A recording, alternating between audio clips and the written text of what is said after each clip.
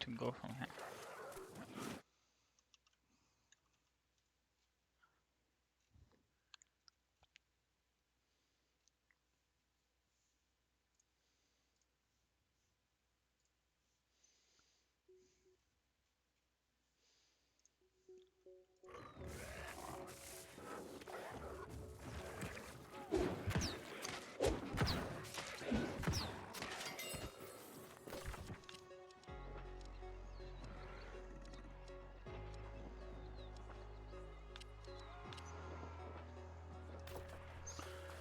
So wait.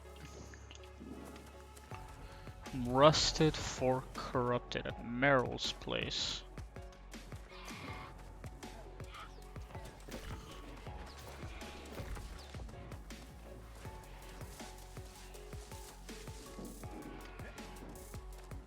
Oh, Meryl's place is over there. What the fuck? This way. Alright, bye. Come on.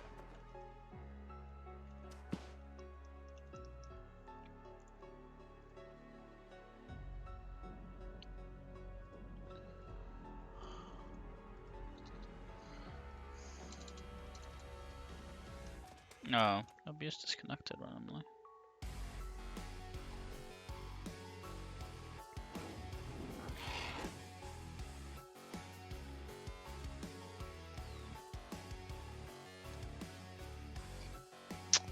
That's gay. They cut my stream in half again.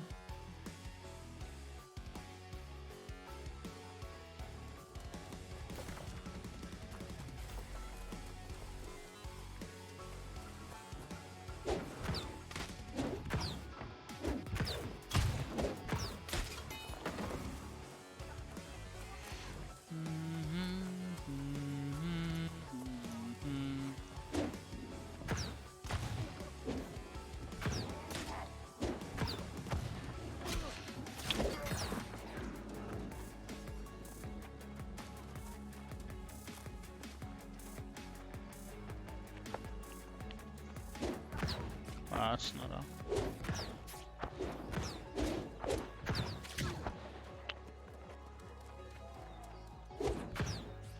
I can't hit that.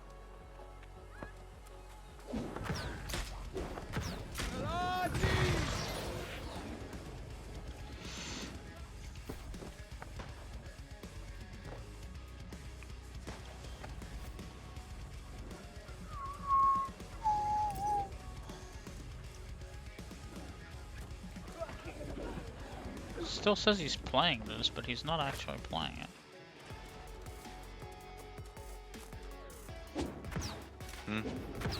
Oh, here you are.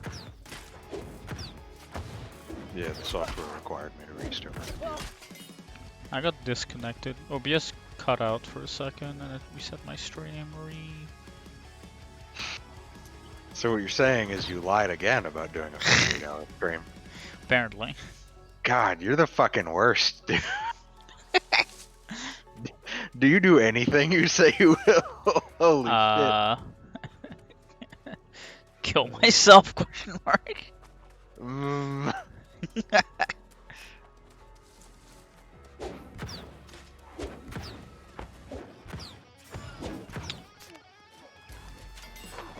And before I start getting blue screens so I can't fucking hit 50. The WoW classic experience. Did I get the fucking upgrades? I don't care about cultist gloves because I don't use that. I use the fucking Pathfinder soldiers.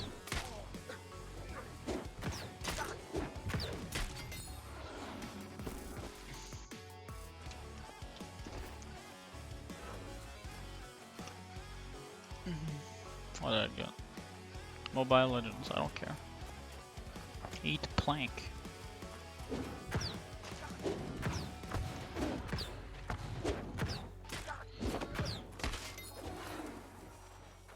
Yeah, I got jumped by two guys from Inquisitorium. Except they were both level 12. Oh, so you one-shot them. So I was fighting a puma because I was like, yeah, you know, I'm fucking 6 levels below it.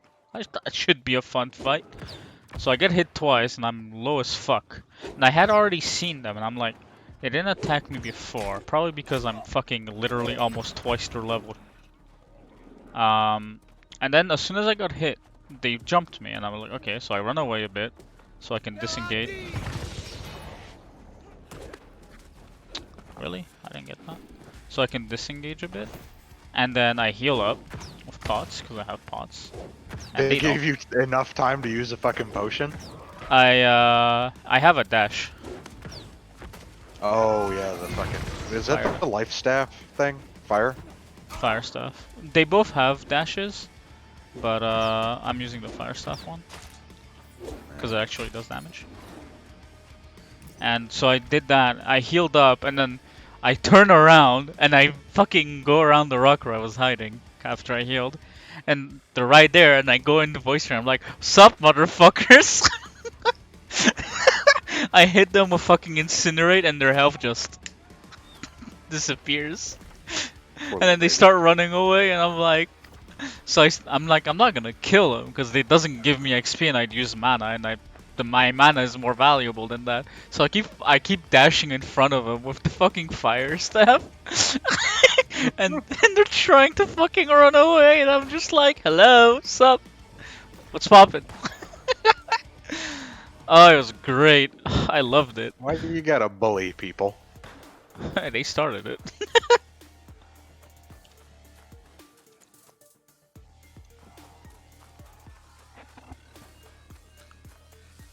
I hit one of them with I hit the heavier looking guy with a smite, and I kind of put him now to like probably 20-ish HP.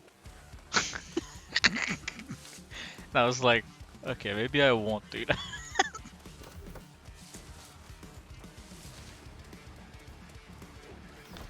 As soon as I can socket gems properly, I'm gonna be getting a whole lot more.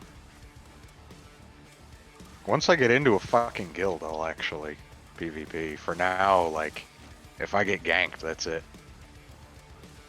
I mean, I'll come out. Oh, this is a huge fucking... Yeah, I'm taking that. I just got a pair of boots that increases my fucking encumbrance. Mhm. I don't know how that works. Like, there's pockets on the boots, I suppose. They're pocket boots. Got little pouches on the side. They're useful, dude. I have Oh wait, I can actually use this, can't I? Yeah, no, okay, I can. I have already then. I have a cultist thing that I'm wearing. It's light armor. It's literally a clothie, but it gives me encumbrance. Okay, fucking UI bugging again. Oh yeah, I had a green warhammer. Oh yeah. Whatever, fucking okay. I had a green warhammer that was 260, and I deconstructed it by mistake. I was gonna give it to you. Ah. That's okay. Mine is a 300. Okay, well, never mind then. Oh yeah, it's a blue, isn't it? Yeah. Yeah, never mind then. Fuck you. 300 blue, It's got look at it. opportunist or something on it. 30% of damage converted to magic, and it's got durable. So like, it's literally like the perfect thing for leveling up. Yeah. I want I'm a purple. probably not gonna replace it anytime soon. Yeah, Give- well, don't we fucking all want a purple? Give purple. I want purple. Give purple. Fuck you, give purple. What is this? Ah, yes, amazing. Fuck that. Okay, trading. Whatever. I'm not gonna be. I would really, really like for them to add in new weapons. The more I think about it, the more disappointed that I am that we don't get new weapons. Mm. When did Gross. Draco get another fucking claim? What? Where is it? Oh yeah, we have Oh, you Monarchs. got first what? No, not first. No, we have Monarchs, Everfall, and Brightwood. Jeez. Are there any fucking open spots in that guild? Give me a spot. I don't think so. Uh, I don't. Let's see. Yeah, no, we're full up. Give me kick hold on. I gotta go permission. spray my cat. Where'd you go, Tubby? I'm at Cedar.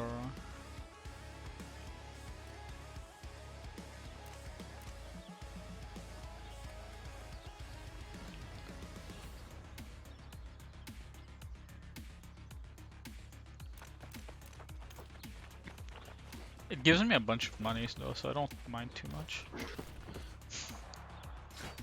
Alright. Gonna run that. Oh, I'm going to the bathroom. Be back. I suppose.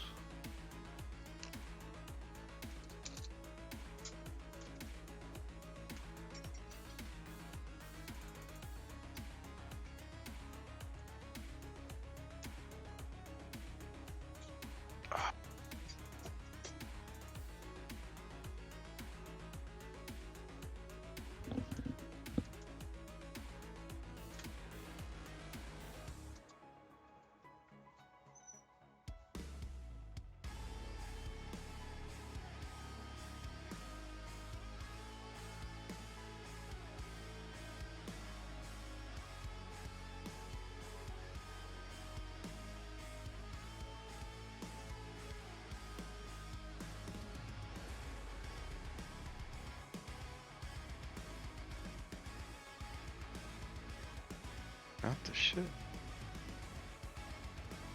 Oh, oh yeah, I didn't pin it. There we go. That makes more sense.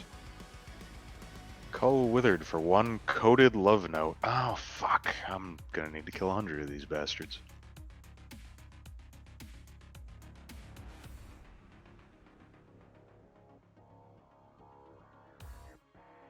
Never mind. First one, got it.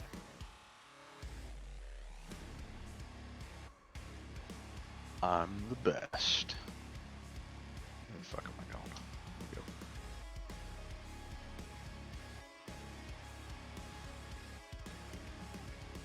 Dun dun dun.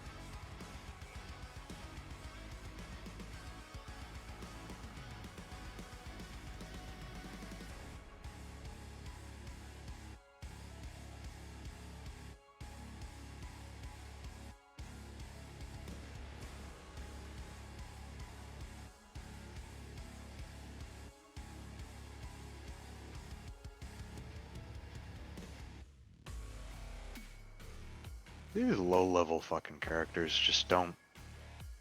Nobody is like paying attention to the fact that they're running around at level 8 with the PvP on.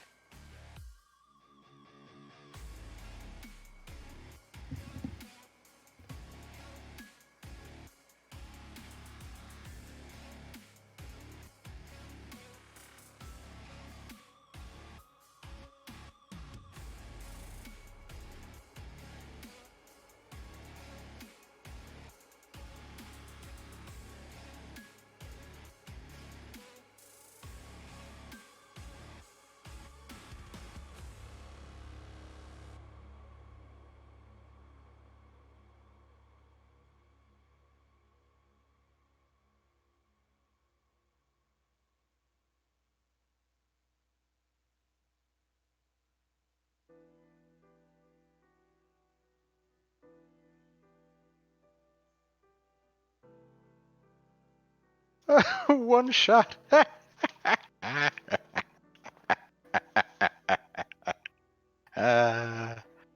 oh. Oh man, poor guy.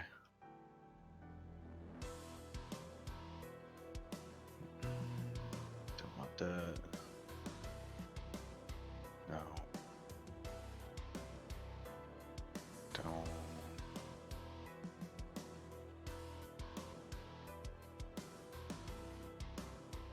This door's moderate. This door's large.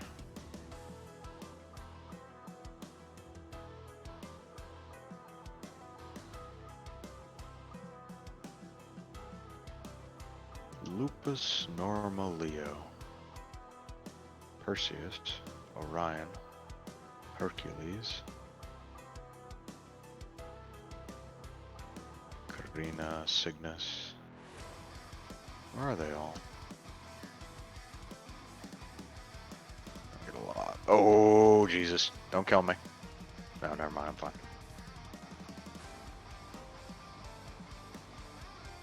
I thought that would do more damage.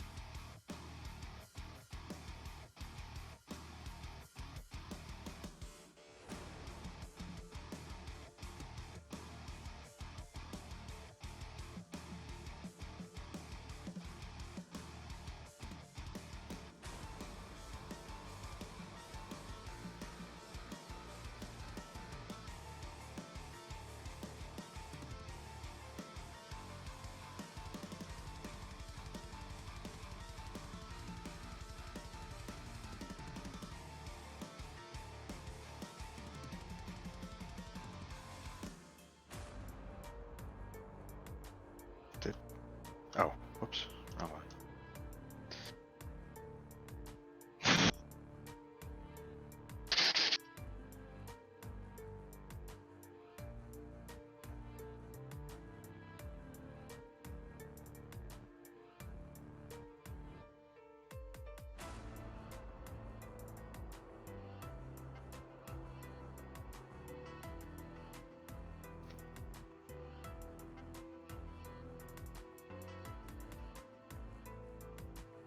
Is that it? Oh, that's it. Yep.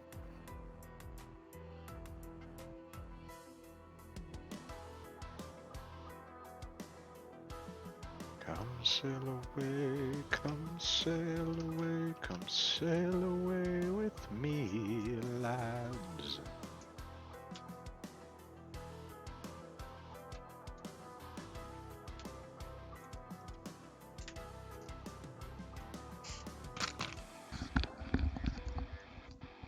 I'm back. Everything come out okay? You're gay. Well, that doesn't answer my question. Well, it'll have to. Yeah.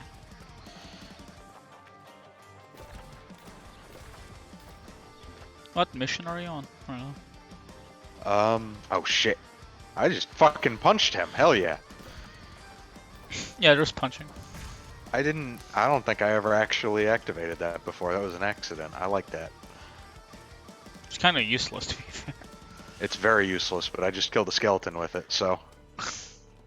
I want brawler gloves in the game. I do too. Oh, you're approaching me without a weapon? I can't beat the shit out of you without getting closer. Literally JoJo references. Flag for PvP. Oh shit, I just realized it's gonna be absolute cancer if I'm not careful. I don't have flint and I don't have wood. Need 5 wood and 1 flint. I'm doing Or an stars as our guide. Oh. I know which one that is. Yeah. I need flint. Someone give me flint. Thanks. Literally fucking pick it up. It is everywhere. I couldn't find one for a bit. How? Pepega, that's why. Oh no, I lagged. Oh no. Ah, get fucked. You're dead. Oh no, I'm fine. I'm fine. Heresy, you will die when I ask you to die. Lol. I think my hatchet is still my highest leveled. Nah, never Same. mind. It's tied with fire staff and life staff. They're both at levels. They're all at level 7. Destroy 30 ancients. Fuck me, dude.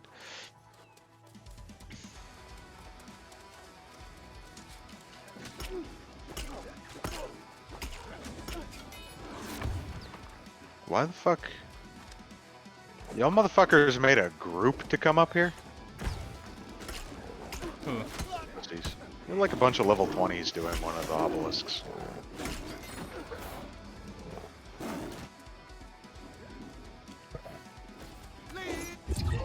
Oh, fucking, there's a lynx aggroed onto me. Fuck.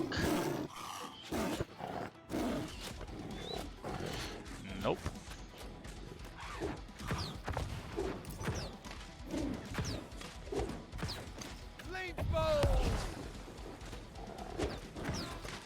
Are you PvP flagged? No, not now. I turned it off. I did it for a minute because I was going to join you and then you went to poop.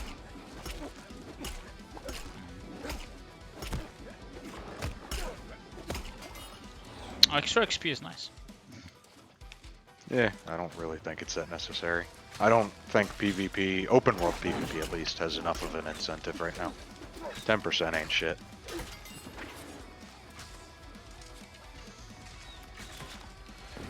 If it was 10% off the level, it'd be pretty good. Since it's only 10% off of what plus, it's kind of not as nice. Cause you can't. That means you can't.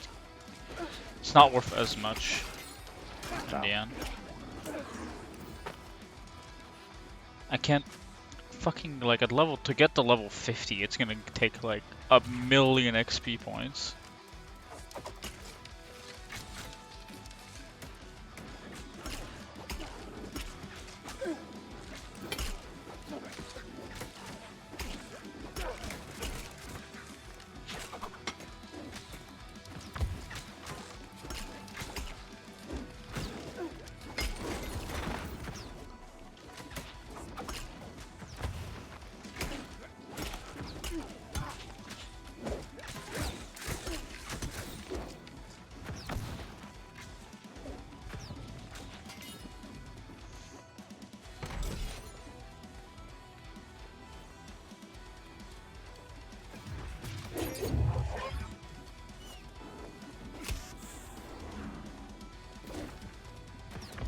XP, fuck. Other tokens, I guess. It's pretty good. I don't know why there's level 15s. In Everfall? No, 11, 13, 11. Actually, they're not even 15. In an area where all the enemies are level 20 and above. Where are you? Hornet. I'm doing the Ornate Crook Fragment quest. Where you have to kill 30 level fucking 20 the defenders. Yeah. No, that I hate that fucking thing. Yeah, it's annoying. I got really lucky when I got up onto the, like, I don't know, I guess the fucking temple area. Why? Because There was another group of people that came through. Yeah. It was just 2 other guys, but it was like just enough for us to get everything done easily. Yeah, otherwise I don't think it's possible, really. No. Unless you're hella leveled. You can do it as 2 people, I think, if both of you are willing to, like, you know, cheese it. Yeah, you need someone to just aggro. And the other one just runs around everywhere. Just like runs and hits them. You motherfucker.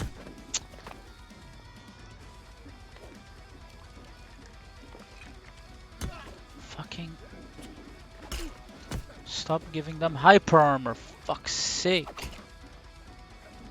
I literally, like, there are no hyper armor moves on this fucking hatchet.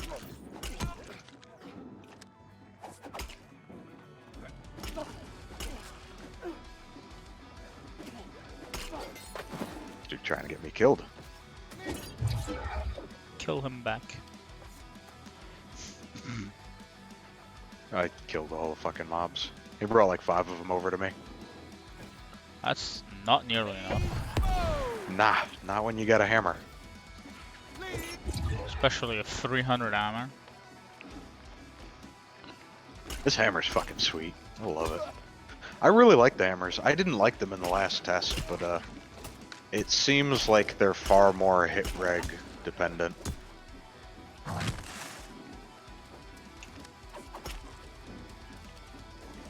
It's really fucking hard to aim them with even the slightest bit too high ping.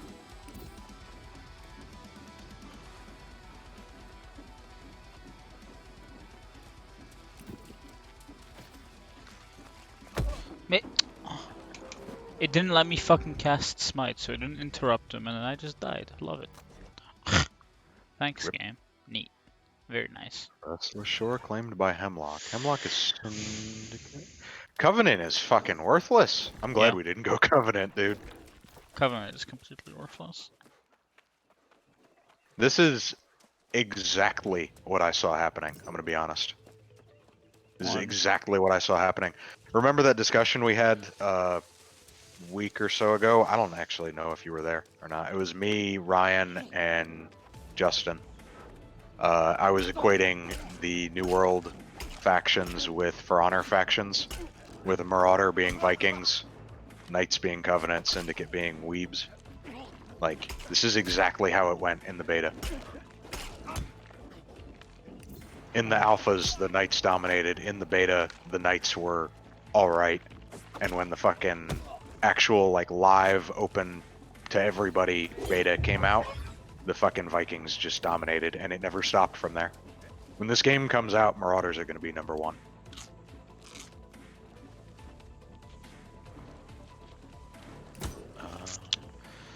Fuck me, dude. This dude wants me to go to Weaver's Fen, and I don't feel like it. Why are there so many here? There's too many enemies in this fucking area. Okay, and then, you know, it doesn't help when they literally keep you stuck, and then you just die because you can't fucking do anything. Thanks, game. Very cool. And then it spawns a fucking puma where you need to go.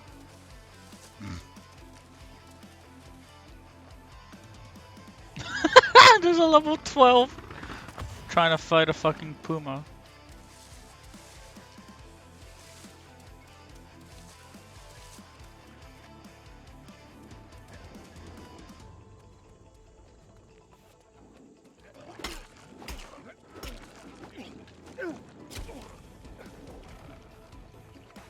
Oh, I'm out of fucking rations? Christ.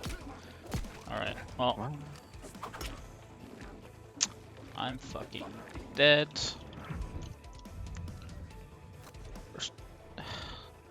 The enemies are too tanky at this thing. How the fuck? Where did all my food go?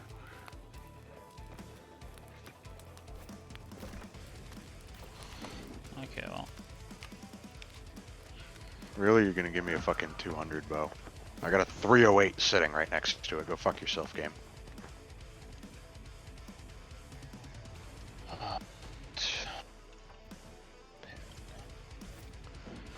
To repair like my entire gear set. Wait.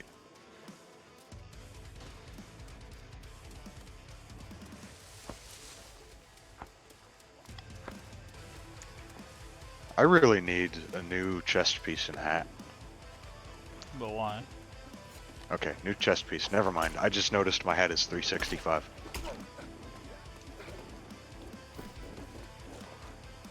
My hat is 220.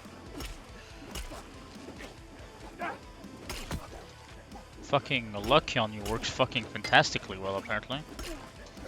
Bro, this Yeah. fucking Enforcer literally just used 5 abilities in a row that have hyper armor. How the fuck are you supposed to clear this solo? You're not. You're seriously not. Where the fuck do I turn this in? Where is this guy? What? Yeah. What? What?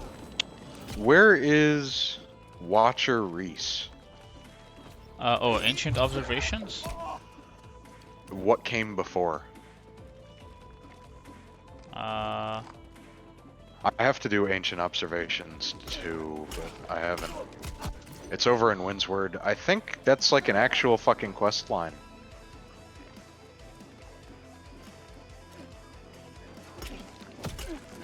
oh, thanks, game.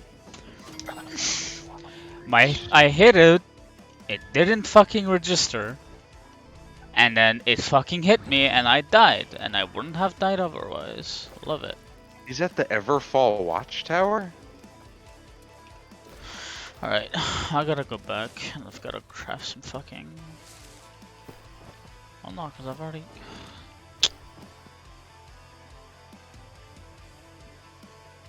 That's stupid.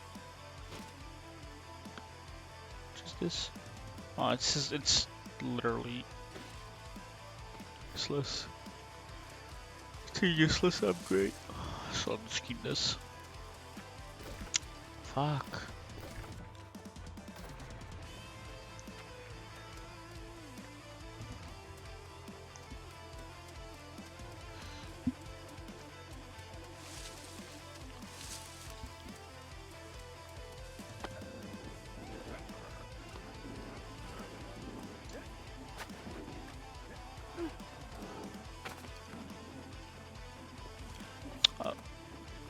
Fuck.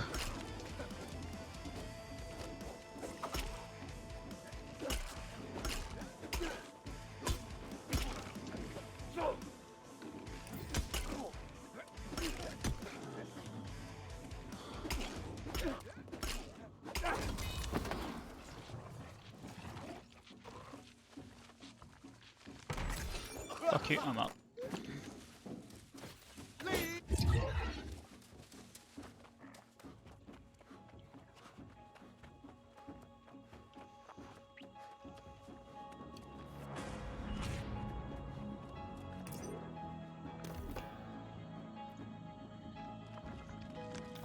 What the fuck?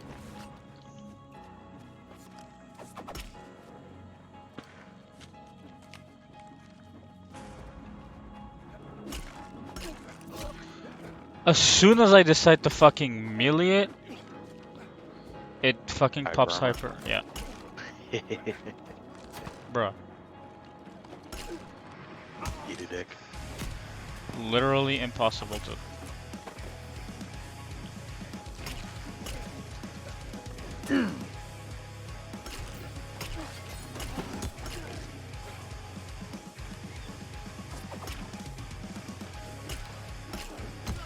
If at least there was a way to interrupt their hyper armor, I wouldn't mind too much.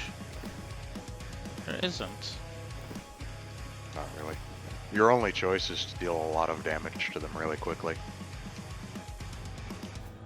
Which Or have... Because, like, the hammer has a couple of abilities that the additions to it, or the upgrades to the abilities, are like plus 80% grit damage or something. I assume that's what's meant to destroy hyper armor. Yeah. Damage on its own can do it, but you kind of have to outlevel anything for it to work. This is a respawn. This is a fucking level 1 spawn here. What? I didn't know level 1s spawned here. What do you mean? At Everfall. Yeah. They don't. No, they don't. They can't spawn. Yeah, they there. do. No, yeah, they do. There's a bunch of level 1s right here. They probably. I'm watching them pop in. No, it's not a starting location. I didn't think it was either. No, it It literally shouldn't be, isn't. should it? It's not. It shouldn't be. Nice. They're literally fucking popping in right here. They're popping in probably because they got killed by the mobs around. Mm. It's not a starting location. You can't spawn there. You can't start in Everfall. They're definitely getting killed. Sucks to suck, I guess. Well, it's their fault for literally skipping their fucking main quest just to go to Everfall. There's no reason. You can't do anything in Everfall until you've done the quests. Okay, there's a bunch of fucking leveled fuckboys here now. Great, love it. This is exactly what happened last time. Where I couldn't do this quest because there was just there was an entire like 7-man of like 40s just camping here. So that we couldn't level. Fucking hell. And of course, there's a... Okay, look. Don't fucking make it impossible for me to dodge their hits. The lag, like the way this game handles lag, is horrible. Yeah, it's pretty bad. Also, how the fuck do I have 160 ping to West Coast? I got a fucking 100, and I'm on the West Coast, so I don't know. Literally does not make sense. Fucking back when the League had the servers on the West Coast, I had better ping. My last one, isn't it? Yeah, it's my last one.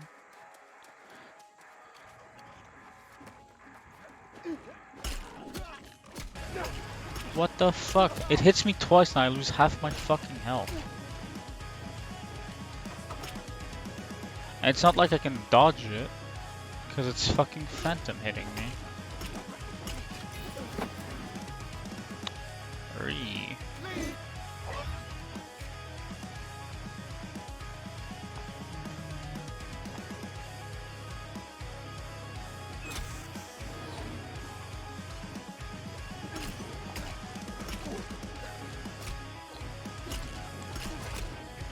Oh my god, lag.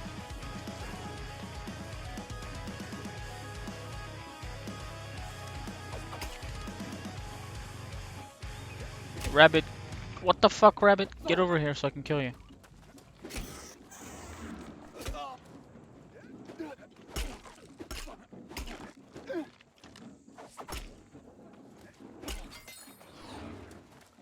What did I get?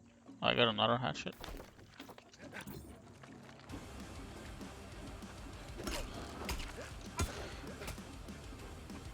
I unflagged. I was tired of being one shot by flying axemen from the trees.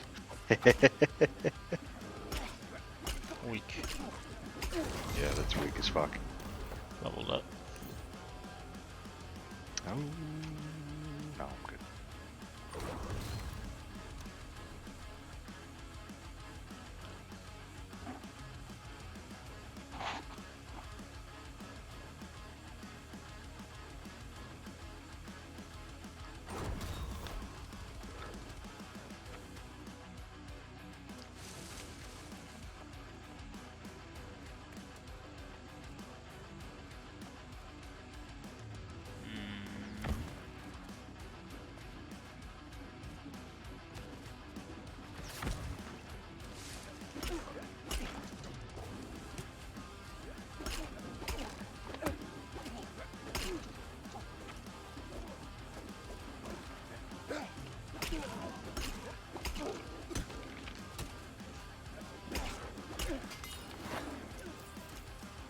Okay, so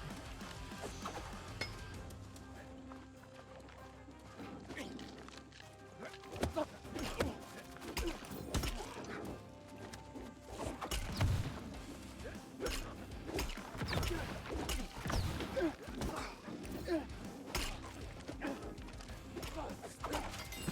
shit, I almost hit him.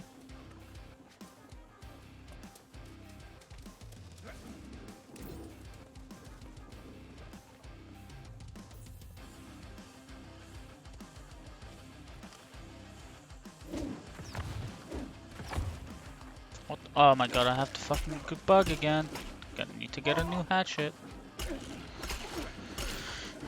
Oh shit, ow, he's fucking hitting me.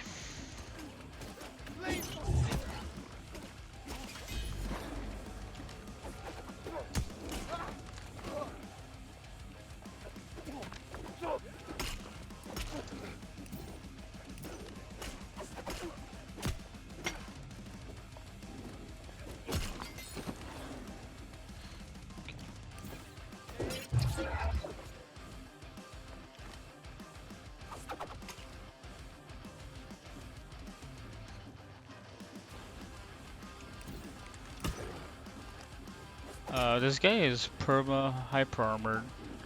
How am I supposed to fight this? Nice. What the fuck? How am I supposed to kill this guy? What? Wait, is it the guy with the spear and shield? No, this is just a regular enforcer. He's just got the fucking hyper armor effect on him. Oh, that's just- shitty. Yeah, what the fuck, dude?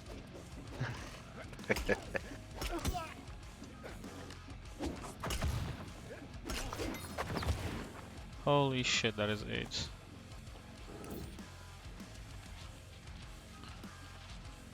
That was actually fucking AIDS to fight, dude. I throw an axe, he's like, yeah, so what the fuck? Do I look like I give a shit? It just sprints at me. Well, there goes half my HP, I guess. Fucking cancer.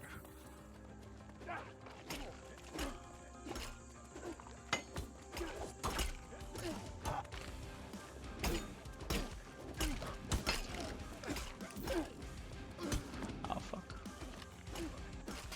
Yeah, that's fine.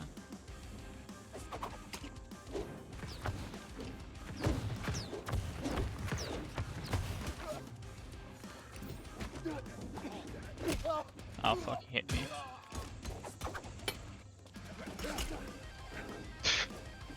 What? It's the game itself. It's in very early beta. This game is by definition not in beta. Oh, I think yeah, I can't heal. This is beta. What is it? It's fucking just like launch preview. Nothing special, but nothing bad. Yeah. This is exactly how it's going to launch. That's right. Yeah, it's gonna launch with 160 ping servers. Come on. Yeah. Yes, please do. Fucking threw it over his fucking head.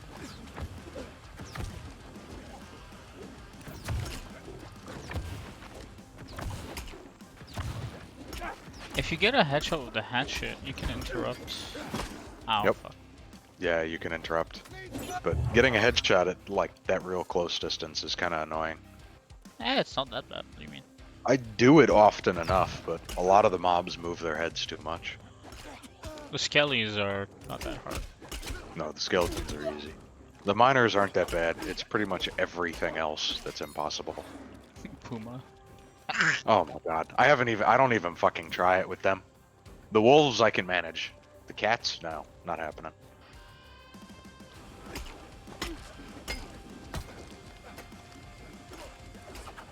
Oh, fuck, I almost hit him instead.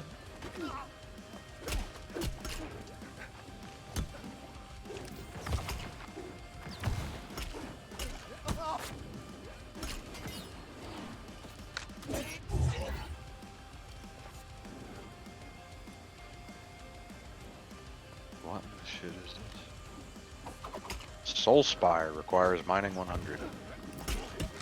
Okay. Yeah. They give you the same shit as gardening 30 or harvesting 30, but you can level up your mining skill. That's weird. It's pretty useful.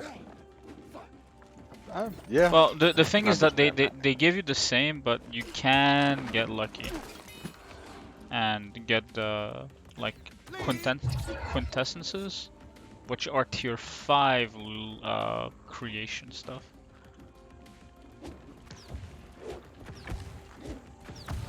Which means if you're lucky, you can get basically the rarest items in the game, and you can start crafting the best shit. It's not that common though.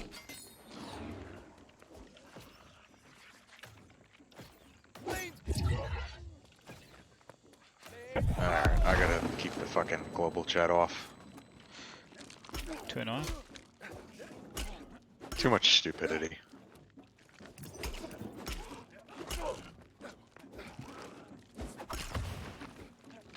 I'm only doing once. I'm doing less damage to this guy than the others. The fuck? I don't know why. Fuck, I missed.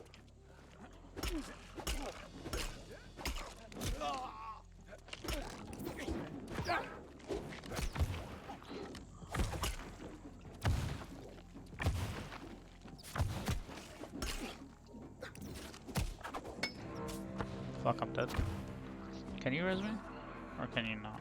I'm not sure you can. Oh, he can. Anybody can res you. Well, not Lag because detect. I'm in PvP mode. I'm pretty sure that even the people that killed you can resurrect you. Yeah, they can. Well, he didn't kill me, but I died. And he resed me. Knocked you down, whatever. Oh, fuck. God damn it, we took too long to kill these, and now they respawned. Oh shit, yeah, fuck it, run. Oh fuck, there's another one.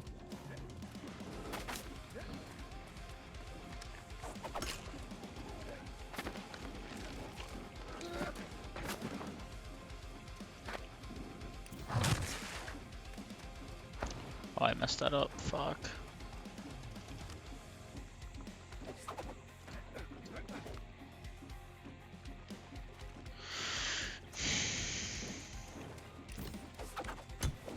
Why?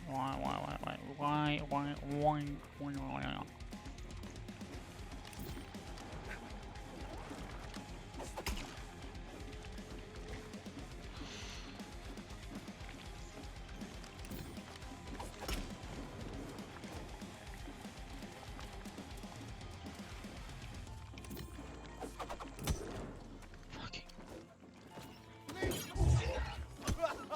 Yeah, okay, I need to. Definitely need to get another a group going for this. If only we had like invisibility. Jeez. I hope invisibility never comes to this game. I wouldn't mind it for shit like this.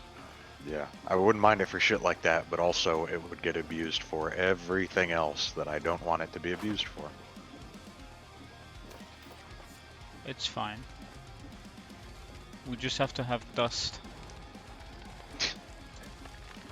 This is a Dota meme. Ow. Okay. Oh my god, dude.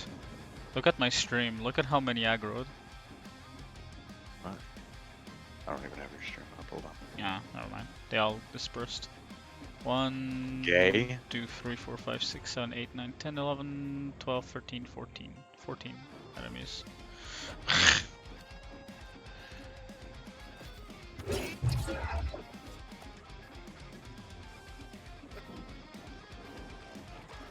Of course it sees me.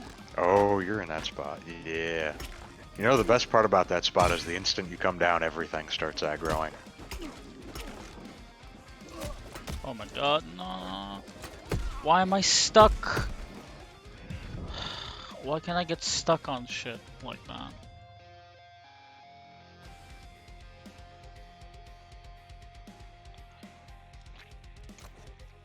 Oh, rip. How is my equip load light? Oh Heavy wow, boy. it really is light. Yeah, I'm just gonna leave this server because it saves. I don't like this. I don't like dodge rolling.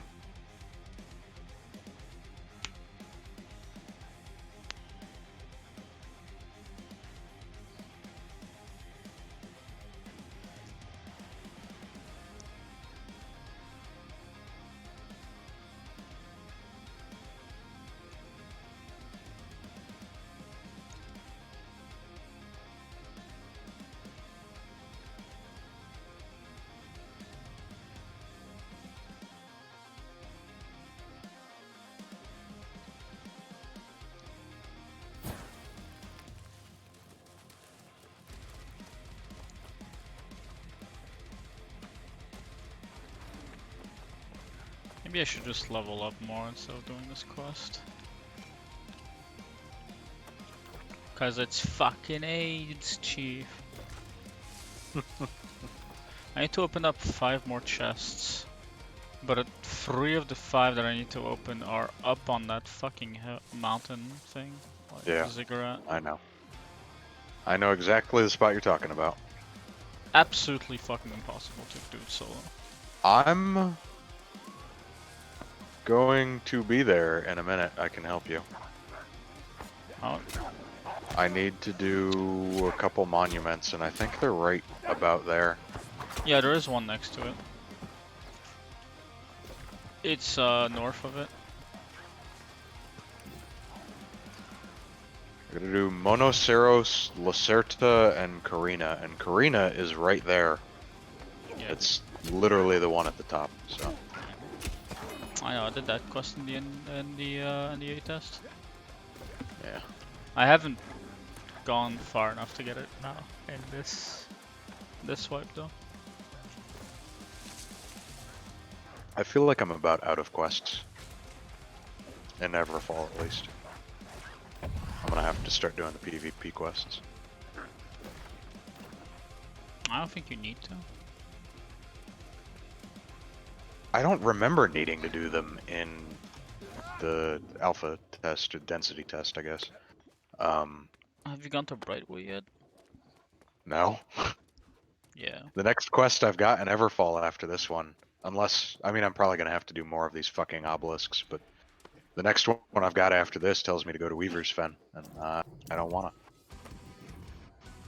I have a natural aversion to swamps. Where's me swamp?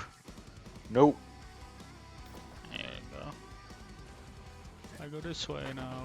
Whee!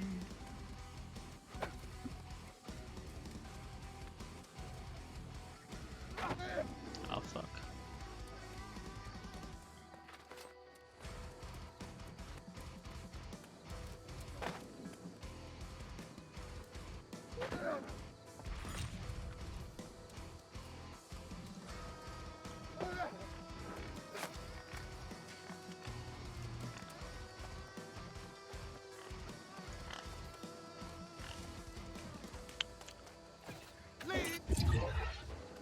I need to get back to Everfall and craft some food. I don't have any left.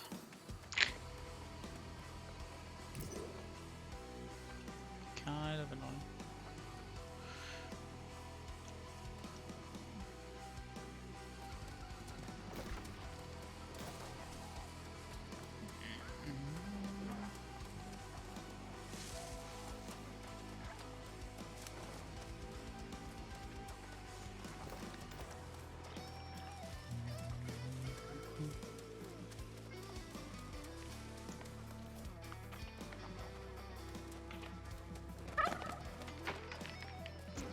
Oh, would you look at that? It's Ganondorf. He joined the wrong guild, Chief.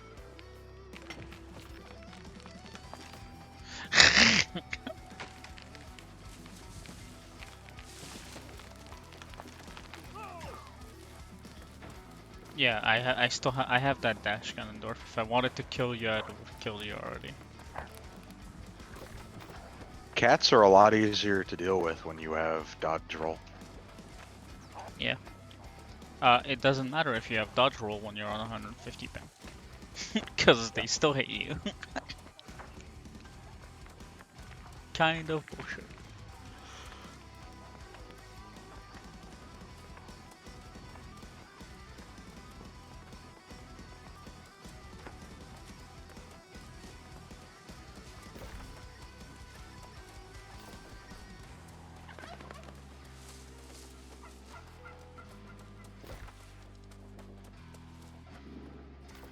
Can just go further, right? Yeah.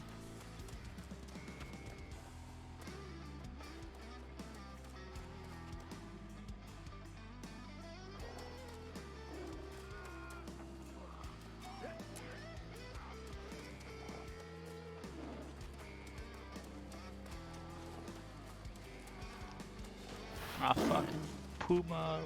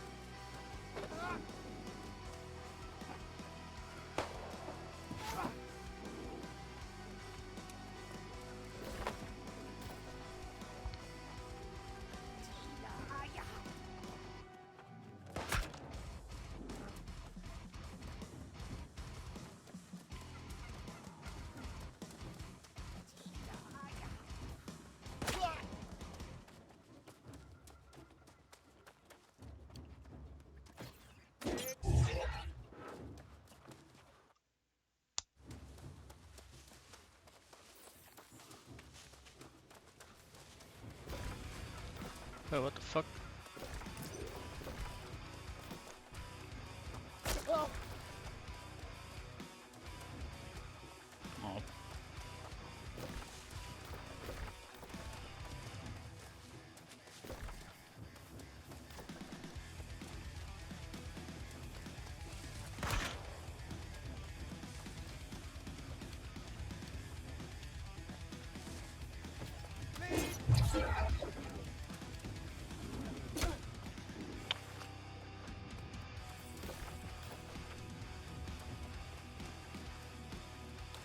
I'm heading to the last one now. I'll do this quest, and then I'll just kill myself. Because I have a camp there. You know, for fucking obvious reasons. Yeah. Yeah, I gotta get...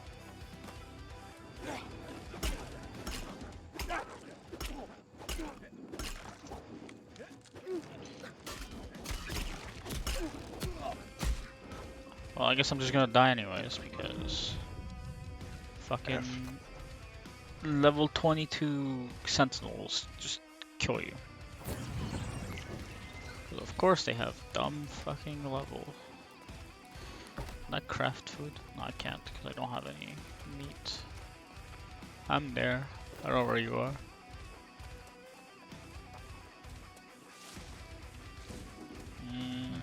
Just got the tower. I'm south of it, by the way. Okay.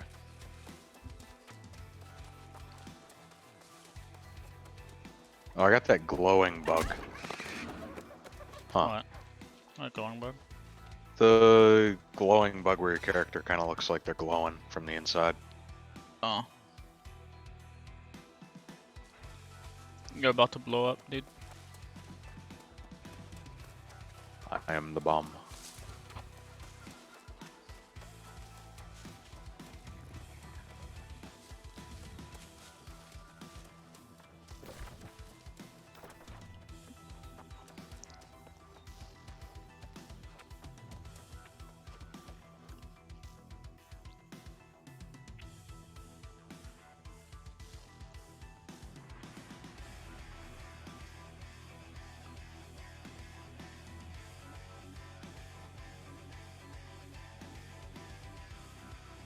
Alright.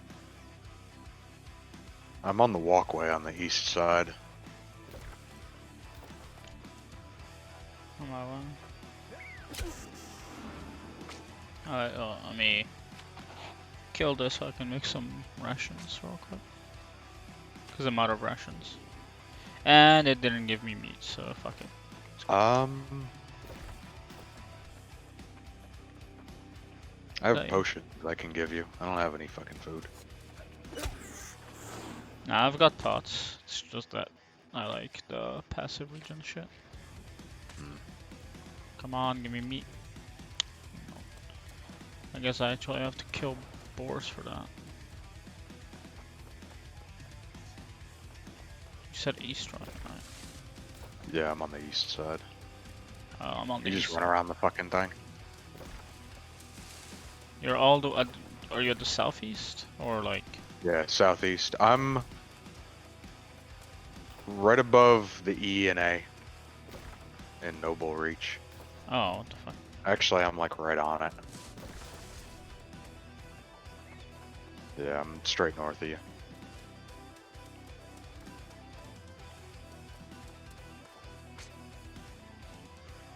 I'm just gonna kill skeletons. Skeletons. Okay, of course the one now gives me red meat. Fuck you, game.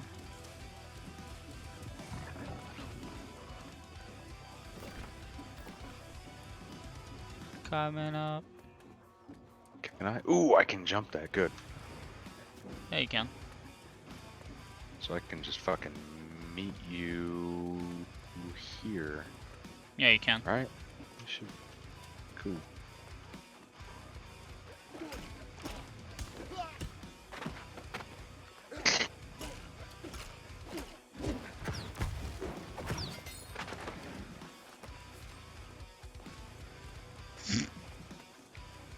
Yeah, man, you can just meet me there.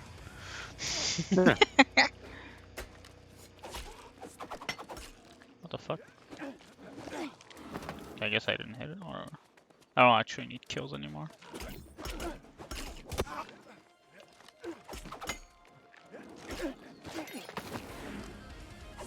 God damn it! You're standing right in front of me. You ate the whole fucking hatchet. Got him.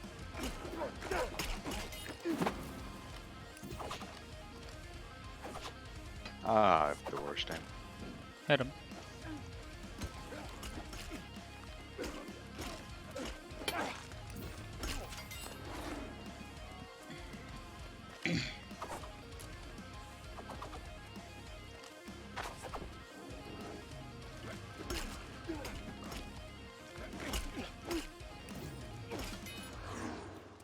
Oh.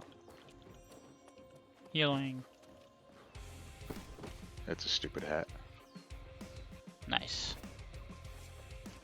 I need more heavy armor. Same. I gotta turn your stream off too. Why? It is impacting my performance. Well, imagine how I feel when I'm the one fucking streaming it. Eh.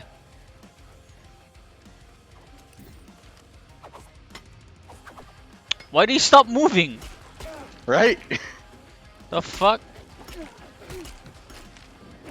Oh, we got more.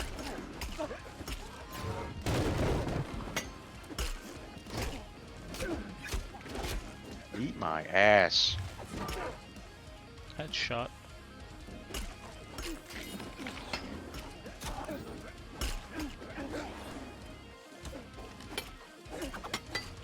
Oh, you're fucking stunning him.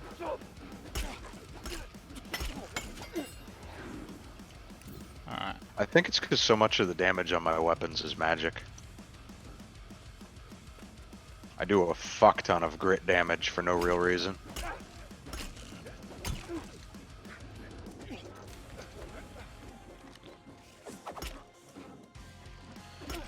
There's a chest here that I need to get. Dash backwards, you fuck. God damn it.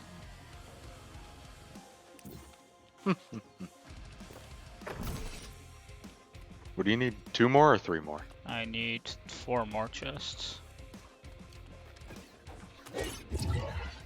They are 8. I'm aware. It's a lot easier when, you know, the guy I'm going with can't potentially... Why is he taking no damage? What? I noticed that, He and I'm just... not fucking with it. Well, he's fucking with you. Oh, no, he's taking damage now. Yeah. He also went through the fucking wall. Yeah. You're one of them motherfuckers. Don't fight the guy with the spear yet. He's separate from these two. Oh, Jesus. And before aggro's him because he misses the hatchet.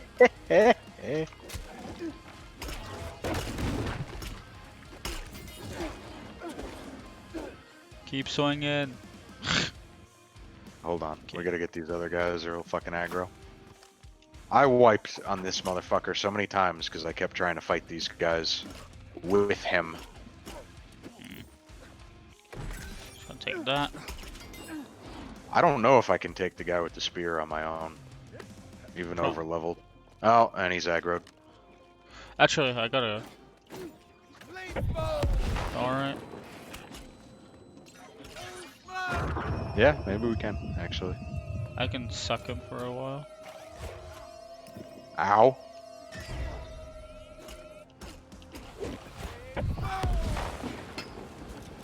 I fucking missed. There we go. Easy. Not even... no struggling. Let me fucking loot this chest. Fucking game, you fucking whore. Let me loot the chest, I worked for it. Okay, now I need to find There's two more still chests. another one right here. Oh, is there a chest here? No, there is. I Hey, think. There's one chest I need to find now. I don't. I know there's one somewhere around here. I don't remember where it is. I don't think it's on this though. Oh, isn't it that right there? That's a chest right there. Right over here. Fuck out. I have no idea where you went. We're not in a group together. Oh fuck. Moon Defender, fuck off. Oh, there you are. It's a chest right here, right? Or do I have this one? I don't think I have this one. Oh fucking. Yeah, I don't have it because it's glowing now.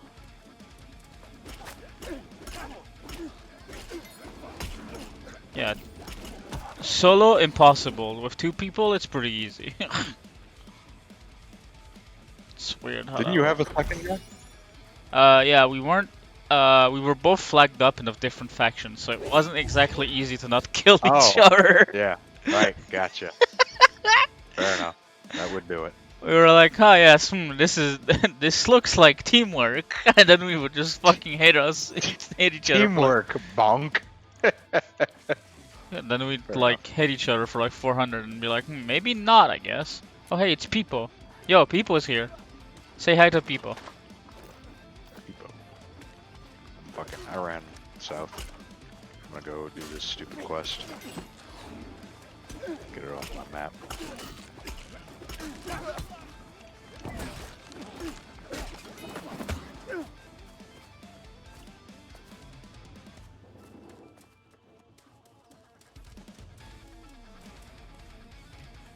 There's a flagged 23 syndicate running towards you. I just passed him. I don't know who this is. The fuck? I'm not joining some level 12 fucking flag group. Fuck, what? Do I look like I wanna carry some dip ass? How are you level 12? I was fucking AFK. I wasn't even playing the game for like 5 hours. The fuck are you lower level than me? Piece of shit. Garbage. I don't mind Peepo. Peepo has a good name. That guy can eat.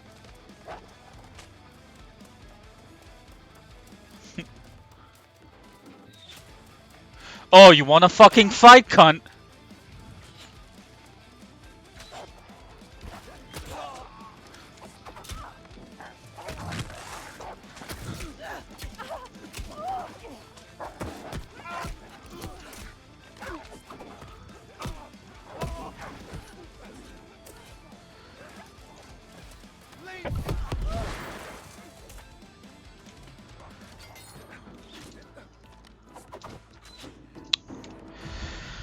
Oh, playing on fucking lag is AIDS. I couldn't even kill a level 13. It just fucking didn't have enough interrupts. Ew. Literally didn't do enough damage. Oh hey, guess who's back? It's me, you fucktard. You want a 322 fire staff? Hell yeah. I'm not doing damage! My fucking damage literally isn't fucking applying.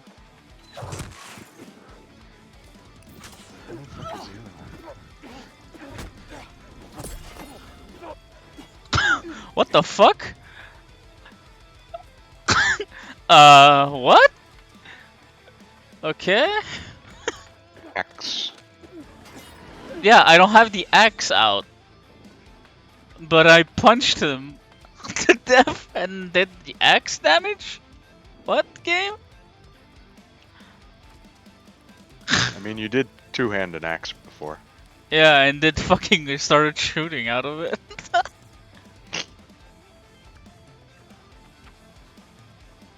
I don't really understand this game's bugs. It's great, I love it. The guy was like, oh, he's got a fucking staff. He's getting close. I can kill him. Suddenly starts fucking pops fucking berserk. What's up, bitch? With the staff out.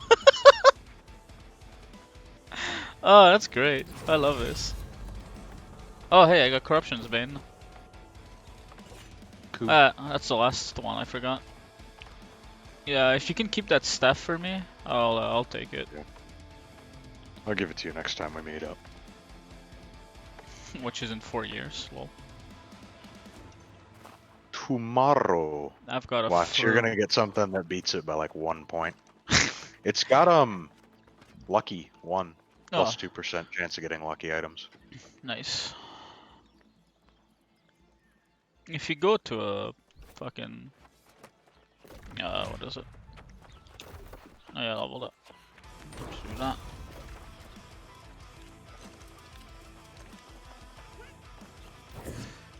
If you go to a town, tell me, because I can travel to them.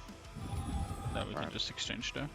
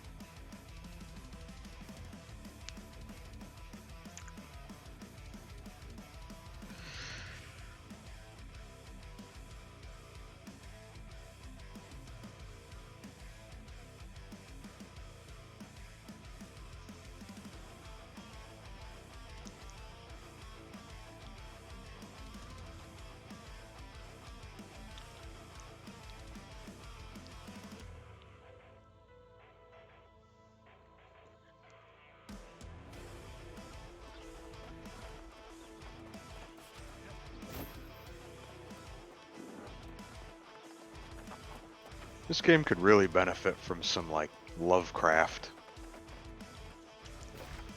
Imagine full release comes around and like you go into one of the fucking zones and in the fog you just see like a giant looming face of Cthulhu.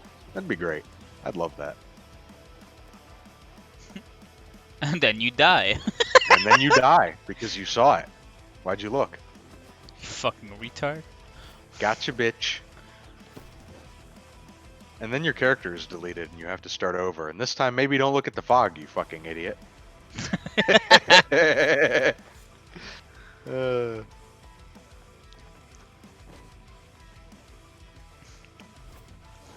Why, yes, I do like deleting a level 40 character because you looked at the fog. I fully support bullshit hard games. Do you though? I actually do. Do you though? Yep. Arcana skill level 1. Hunk of warm stone. How much is Arcana at? Fuck. Trade skill.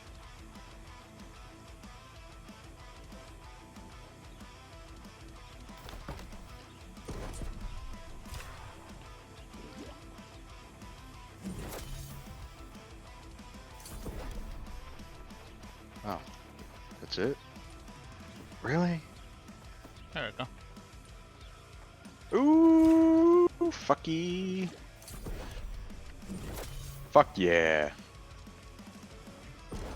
Alright. Oh, that might not be. Yeah, no, I'm still gonna take it. Good with that. Do you want? Shit. What is it? Everfall Scout's long coat with 206 physical, 103 elemental. I don't think you can give it to me. You're right. It is bind on pickup. I tried.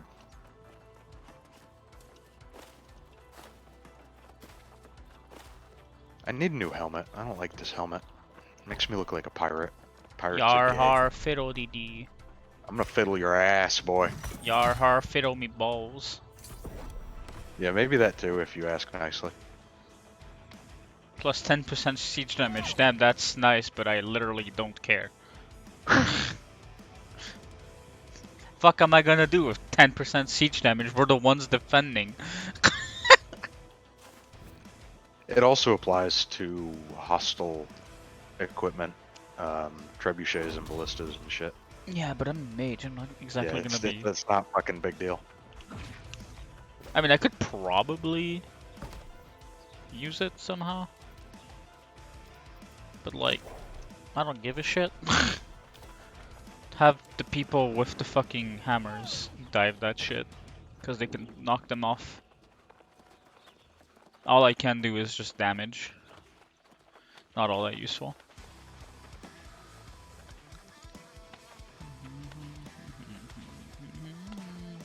If I remember right, magic damage to siege engines are pretty effective, especially because you know, kind of safe while doing it. Yeah, they're pretty safe, but you're not. You can still get sniped. That's the thing.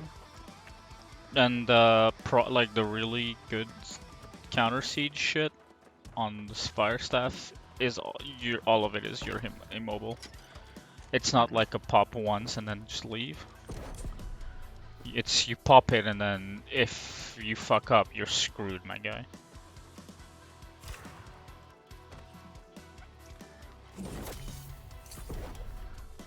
Cooking 3.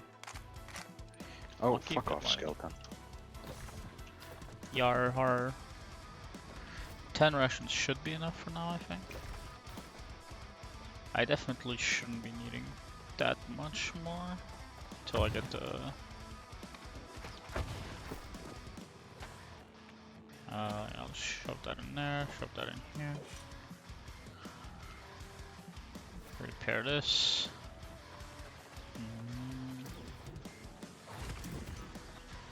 Alright, I'm just gonna take a bunch of quests for now. Need to level somehow, right? The fuck, where's this cunt?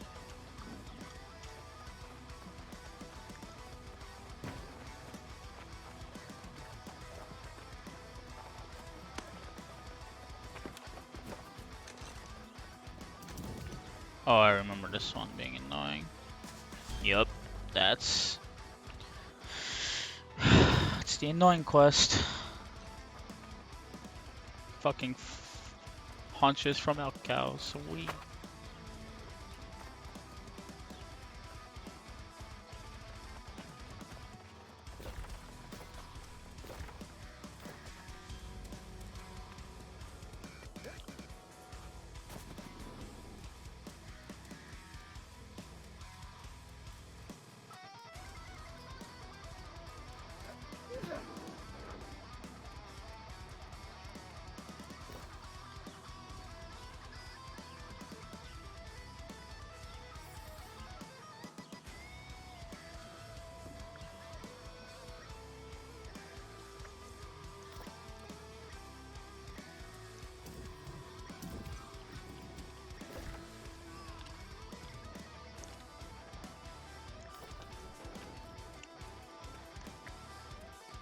Just gonna do all these quests.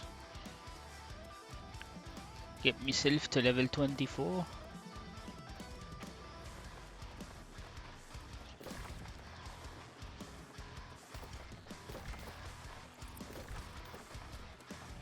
What does it say? There's a quest up here. Shouldn't be. Oh, is this the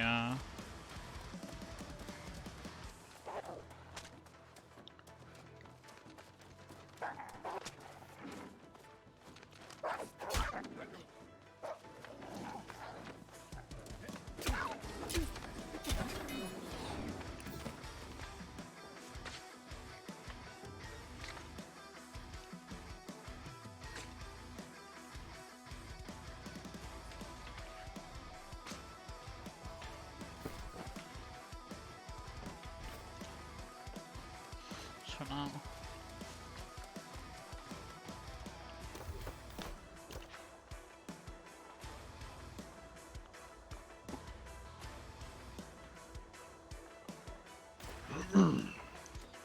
Oh wait, no, I have to run this from now on time. That guy's flagged up, I think. Oh fuck, 23s. You fucking piece of shit.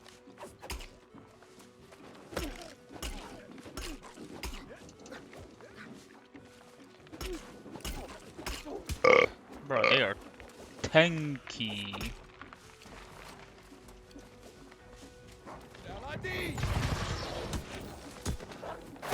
Okay, well, fucking the wolf randomly deciding to join on the fun ain't exactly great. Okay, and then they just killed me. Rip. I literally started dashing and then they hit me as I was dashing. Fucking, they're skeletons. What kind of fucking nervous system are they using? Crack?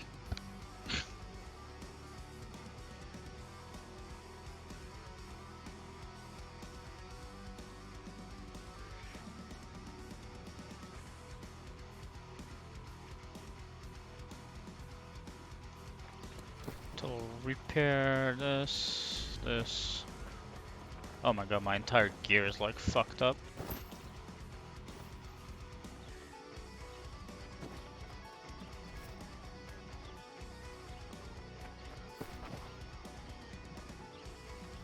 Probably dropped my helmet for a second now.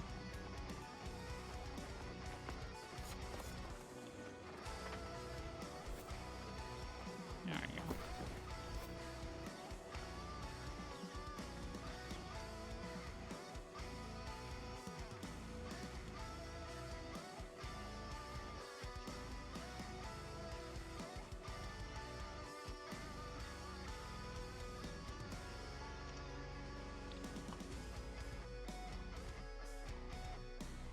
Oh hell yeah! I got a replacement for my hatchet. Lost Bane. I have a hatchet you might like. Your old one? Yeah.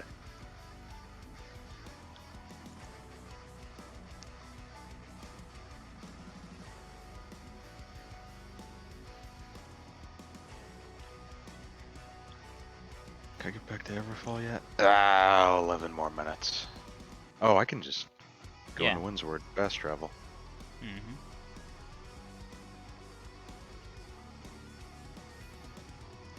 Let's do this. Yeah, I'm gonna be at Everfall in like 3-4 minutes. Okay. I'll just wait for you here then.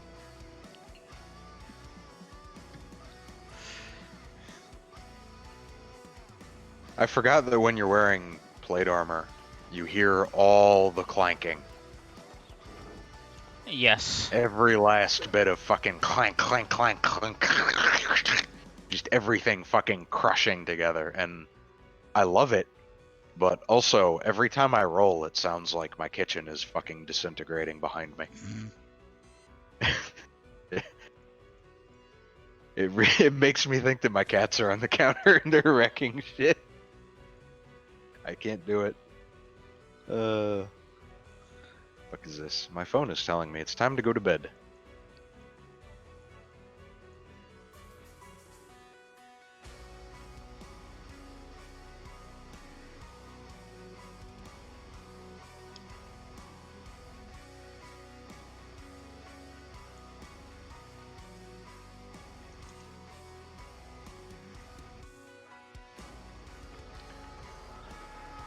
I'm on top of the well in Everfall, by the way.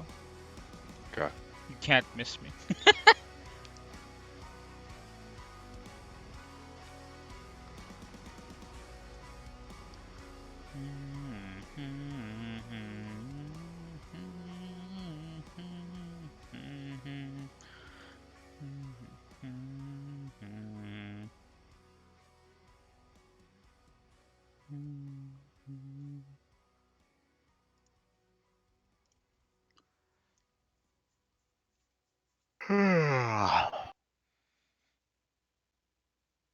And I'm here. Oh yeah, there you are.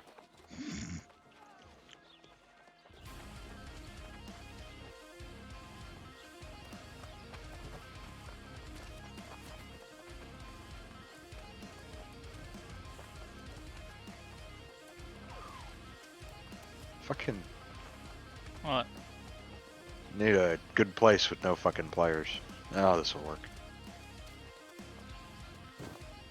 It'll be that, that, and you want a bow, No, I'm fine. shield. If it's higher than 3 or 5. It's 360. Yeah, sure. Of course it's 360. Why did I fucking ask? Yeah, I don't know why you asked. Everything I have is great. Okay, well, this hatchet can go eat a dick. Do you have fucking? Can you make metal or iron tools yet? I haven't done any crafting. I can't even make the fucking iron yet. I think I can. I'll see. But I need to work on that. I don't need that. Okay, which 227.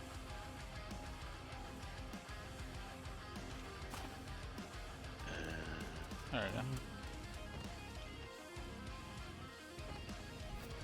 There we go. That hatchet is huge, man. Is it?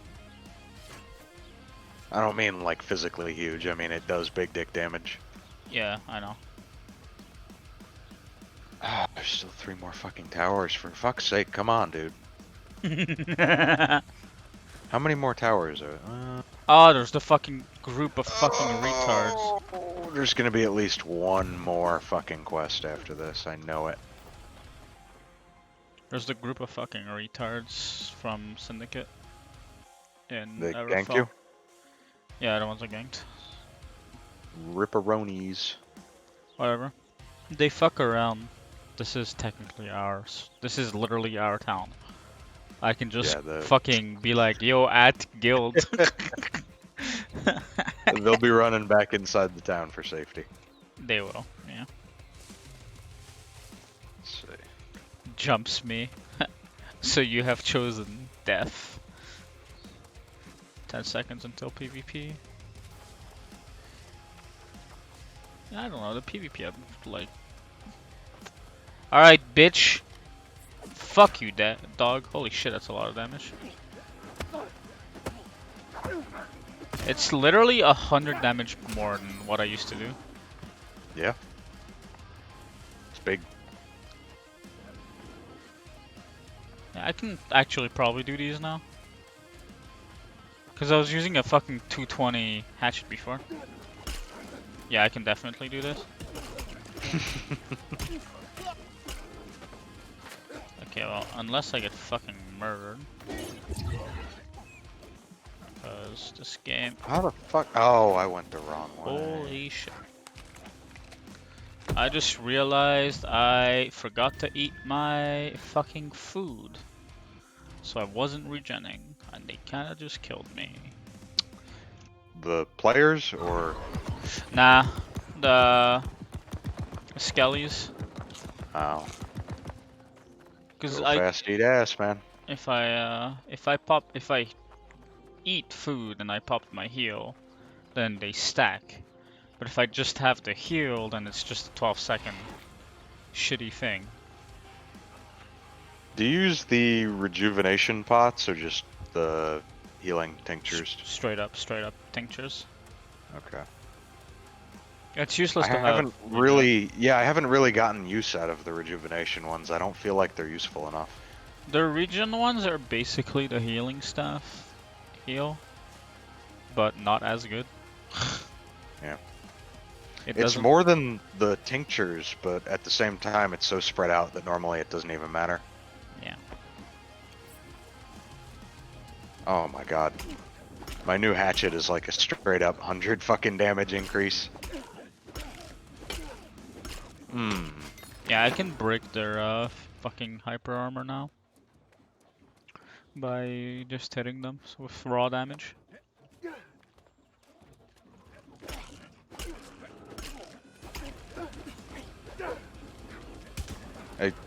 It fucking, excuse me? Alright. I can't throw my hatchet. Bug. It just like disappears. That's It's the bug again. Straight up melee range. It's gone. Doesn't even leave my hand. Yeah, it's a bug.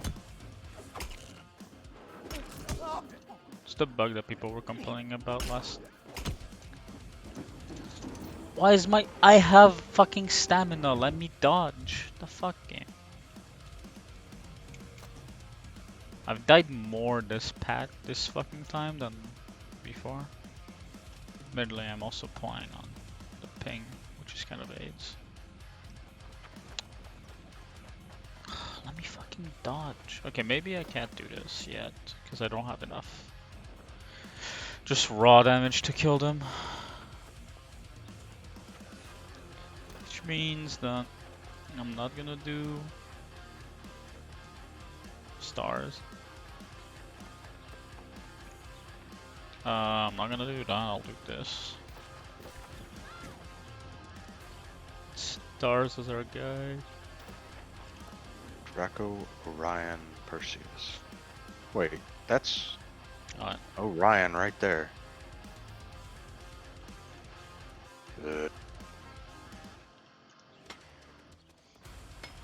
Clank, clank, clank, clank. Fuck you. Clonk, clank, clonk. Goddamn Wally sounding ass.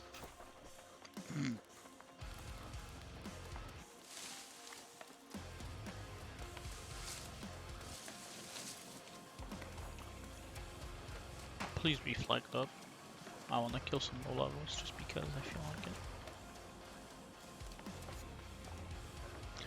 it. You know, be like, oh yeah man, I'm helping you, and then as soon as they start opening the chest, fucking JK. roasted syndicate coming right up. Grill that bitch on my fire staff. You might say that's an evil thought, and I will answer, I am not a nice man.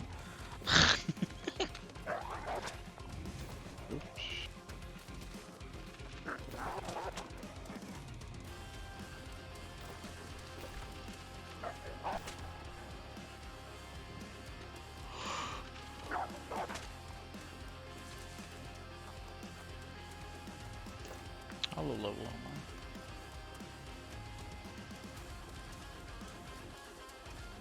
I need My 26. character has so little health compared to the last time. Have you been putting points into Constitution? Yeah. My the density test character, no, it's fucking like enchantments and shit. Oh, okay. My density test character had like all of his fucking rings had Constitution on it. I had a necklace with Constitution, like boy was thick. Oh, it was beautiful. Yeah, I know, because I gave you a bunch of them. Yeah. Because I could just make them. It's pretty neat. Oh no, I still can't throw. Travel to here, kill with it for one coded love note. Really? I need to do a genocide for a love note. No, I got that on the first one. I thought I was gonna need to do a genocide too. I'll probably need to do a genocide. I'm not exactly a lucky man. Domesticated pig. Yes, I want bacon.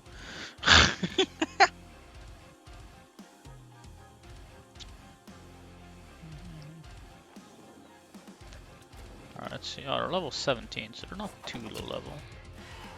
Don't matter too much. I'm gonna kill them anyways.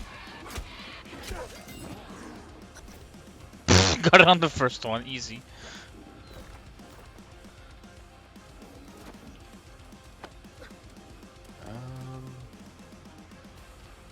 No.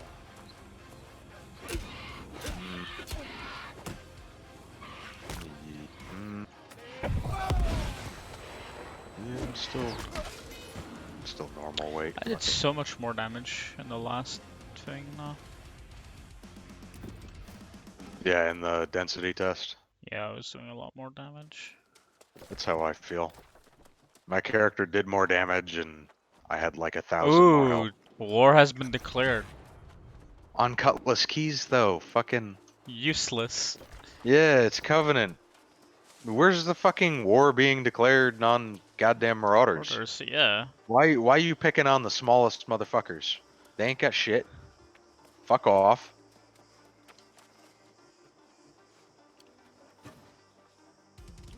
Fight me. Final warring company will be determined in 10 minutes. Oh yeah, this is the fucking roulette. It's probably not that random, honestly. Probably not. Whichever company contributed the most is probably the one that's gonna get picked. I mean, it doesn't matter because anyone can still join. Yeah. Although, can Marauders join a syndicate attacking Yep. a covenant? Marauders could join Syndicate or Covenant on that. Neat. I don't think they would pick us for the attacking force, though. Why not? Because that would be very stupid, and they know exactly what we were going to do. And if we were picked, we would have to do that exact thing. Fuck him up. I have no comment. Talk to William Heron. Oh, I'm out of stam. Fuck. Or I'm out of mana, rather. You're out of the blue stamina, huh? Yeah, I'm also gonna die if I'm not careful.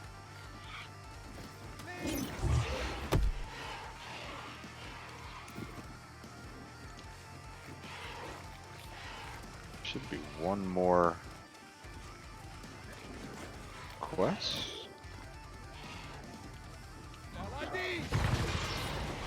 Huh.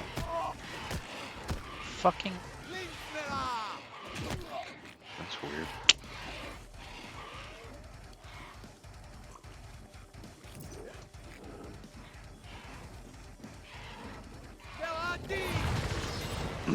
There we go. Yeah, I'm definitely doing less damage than last time. That might be a balance thing that they did. Of course, it could also obviously be your gear.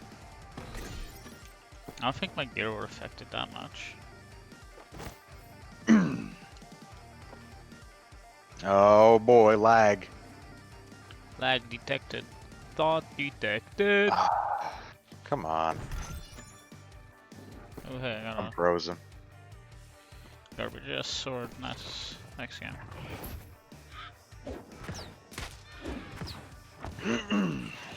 Oh man, that's a breeze. Is that Haha, burn. crash? What happened? Crashed. You Froze. crashed? Crashed. Yeah. F. Yep.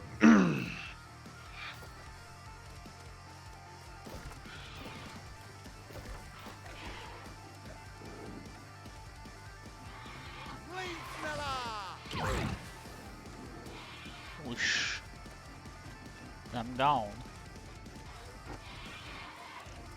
Yeah, crashed, alright. Can I get an F for our lost brother? Ugh.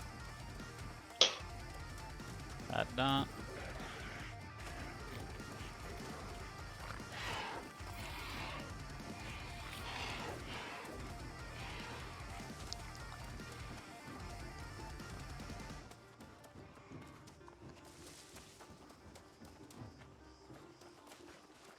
It doesn't feel like they scale as well with magic anymore. What scales as well with magic? Stabs? Yeah. With that Oh. intelligence. Oh, yeah, that makes more sense. Yeah, they might have tweaked the numbers on that. I was kind of thinking that because when I was using the sword, it felt like it was doing more damage than it did in the other test. Mm. Whereas the axe feels like it does the same. I think they might be trying to see if they can get around not nerfing things by just subtly boosting others. Which is how it But- should be done anyways. Yeah, but also magic is blatantly fucking overpowered.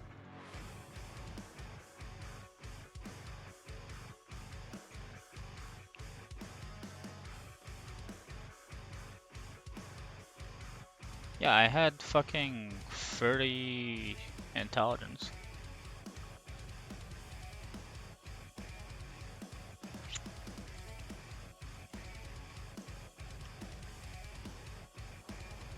I had 30 int. What's my... I guess I did have 100 more AR. That might be why. Yeah, that would do it.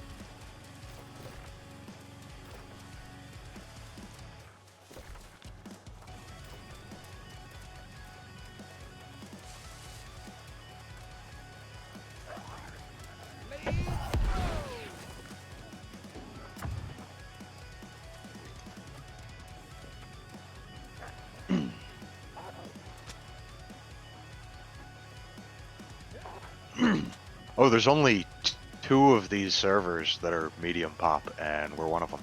Of course. Naturally.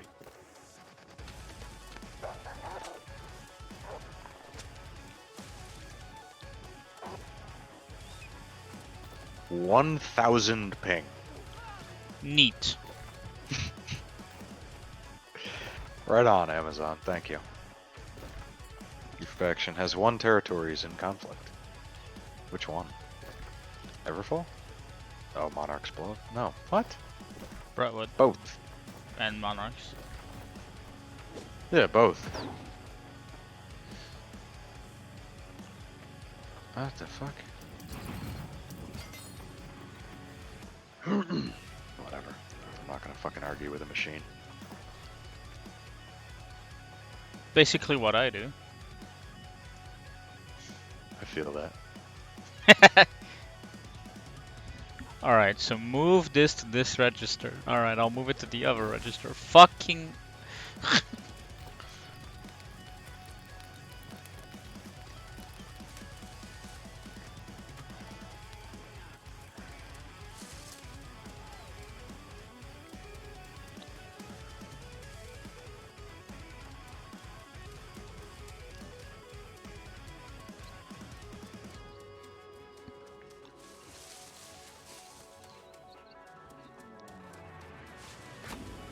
like detected.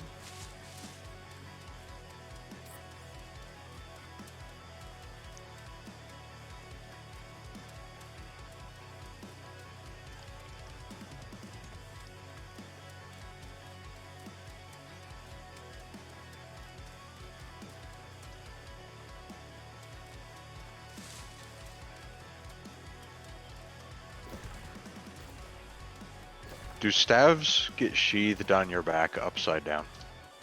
Yes. Oh, I could never do magic. That would annoy me. Why? That would annoy the shit out of me.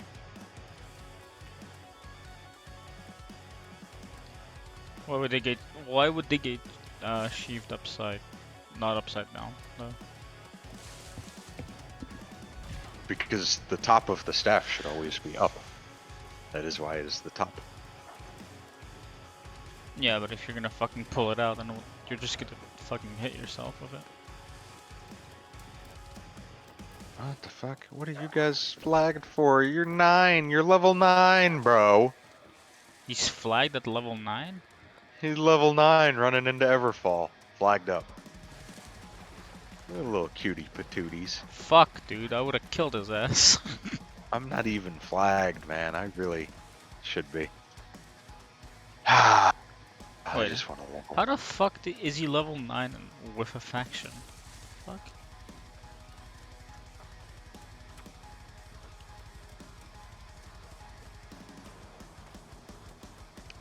Ooh.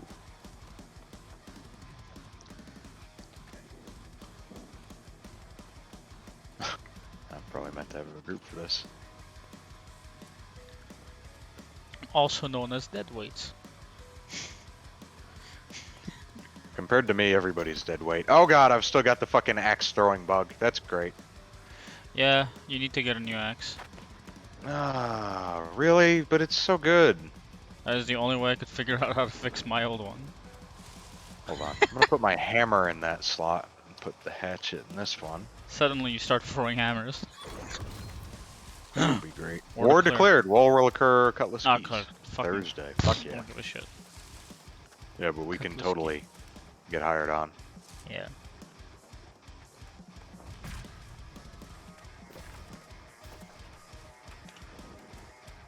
Thursday, huh? Thursday. I should be 50 by then.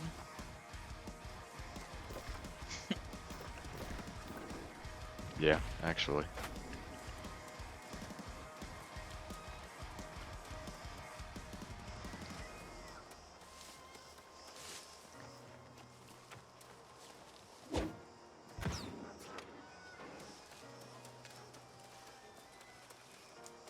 Can I? I just want to throw my axe, man.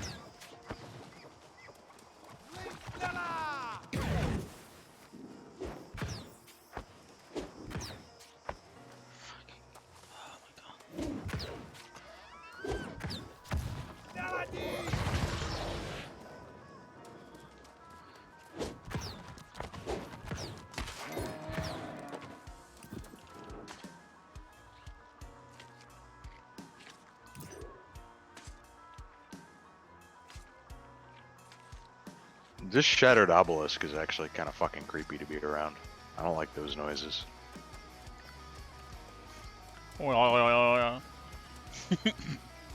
It's like the weird, bassy. You played you played Mass Effect. Shit, the weird bassy thumps that Sovereign makes. Yeah.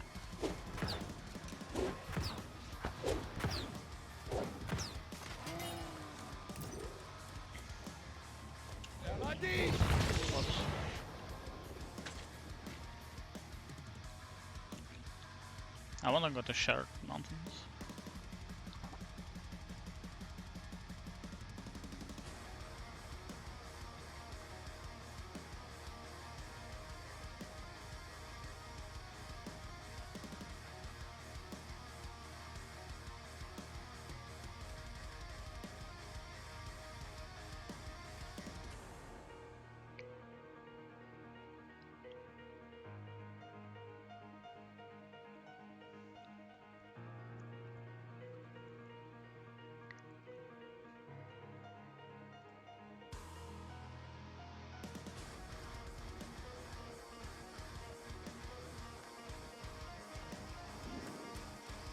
Imagine actually buying boosting services For this game? for any game.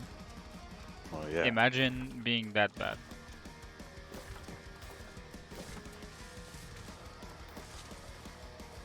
Fucking trash. For some reason, Facebook thought that recommending fucking RuneScape boosting service to me was a good move, even though I don't play RuneScape and I am the one who boosted people, not the other way around.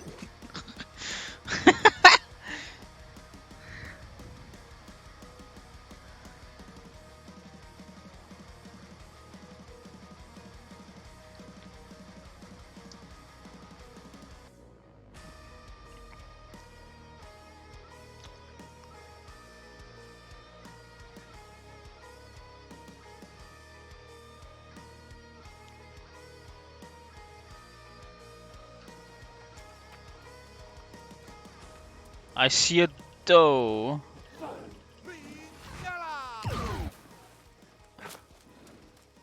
Which means that it's going to die because I require its fatty hunches. You still on that? No, I just started it. Oh. Fuck, I hit a skelly. Oh shit. Oh yeah, I can go up here. Oh yeah.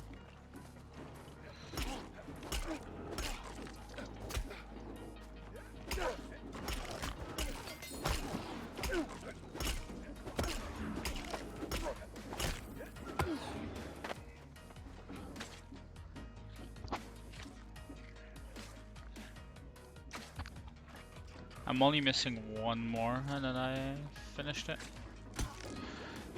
Nice. Which of course it's gonna take fucking half a year to find, probably. Mm-hmm. Sounds about right.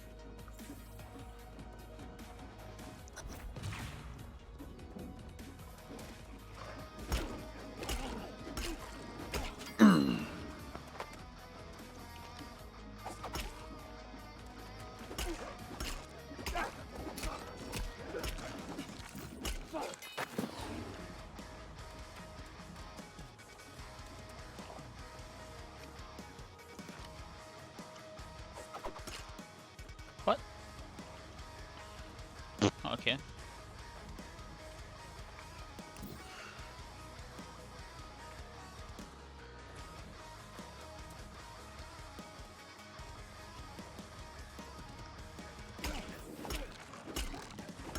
I love it when my first hit doesn't actually count. I love it when all of my throwing axes disappear. Same.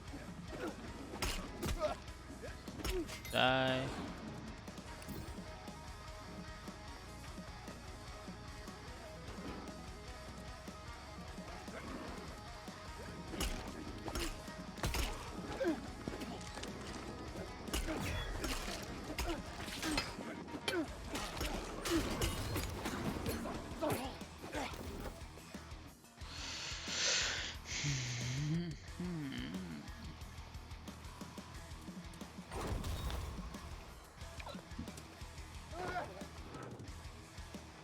I need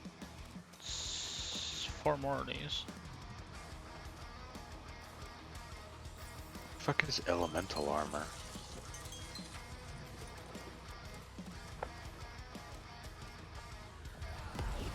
Armor that is elemental. I am a genius. You know those mobs with the thunder hammers that are like anchors? Yeah, that. You think Oh. that's what the elemental armor is? Yeah. Because this is a skill for the hammer. That makes it so you do more damage to it. Hold on. Elemental Contempt increases elemental armor by 10%. I don't know. It doesn't. None of the other abilities mention it.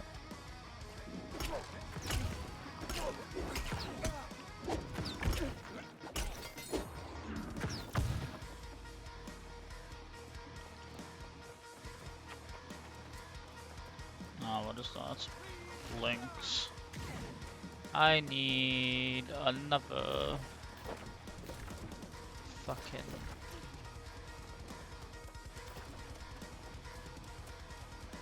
give me a dough. Allow me to massacre it. Or whatever fucking massacre there. Yeah. That's the word I was looking for. I'm not retarded, you are. Alright. They gave me a hammer that's worse than my current one. I don't think you're gonna find much better. Like, significantly worse. It even tells me that it's better. It says it does 148 strike, 181 strike.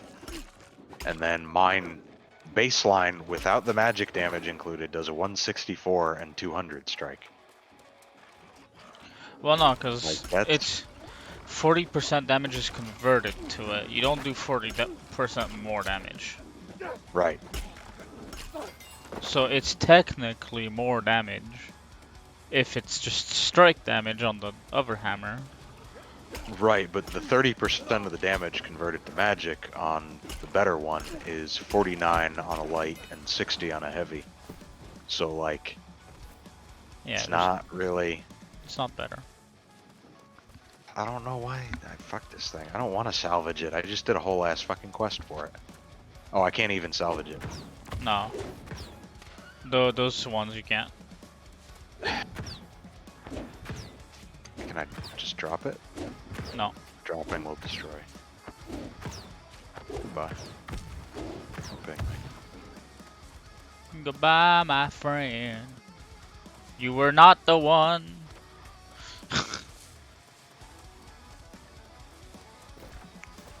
Yeah, I'm still looking for that fucking bitch to kill. Come on, I just need one more, man. One more. As soon as I get one more, I'm out of here. And my fucking everyone else is gonna murder them.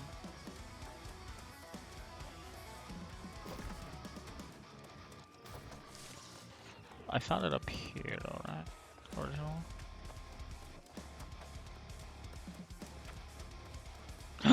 No, it's a stack. Fuck. What? But it doesn't have the.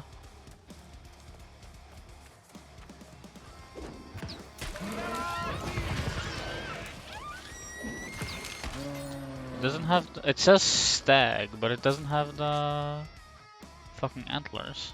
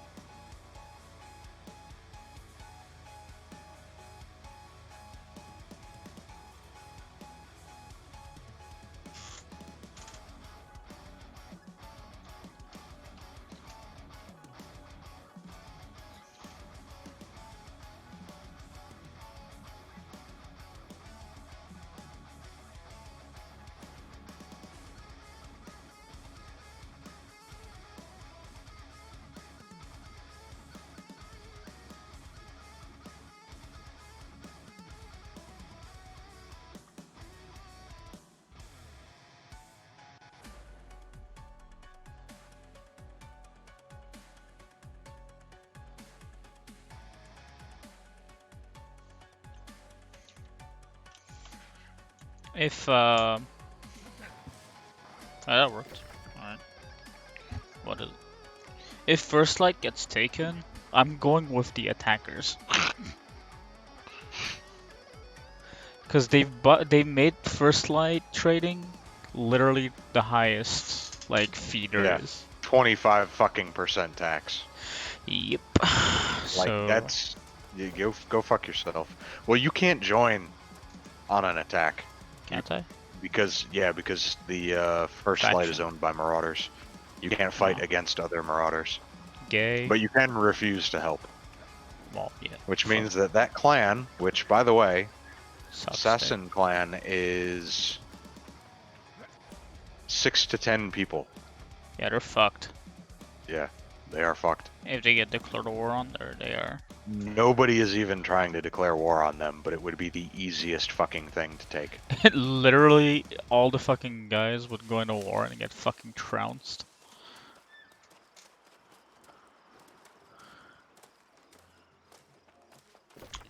It's kind of funny how there hasn't been corruption things popping up anywhere so far. You'd think they'd have popped up by now. You would. Then I guess it is only like day one.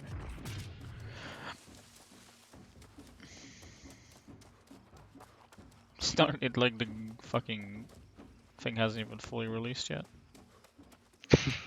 Like we're literally we haven't even done 24 hours of the fucking game.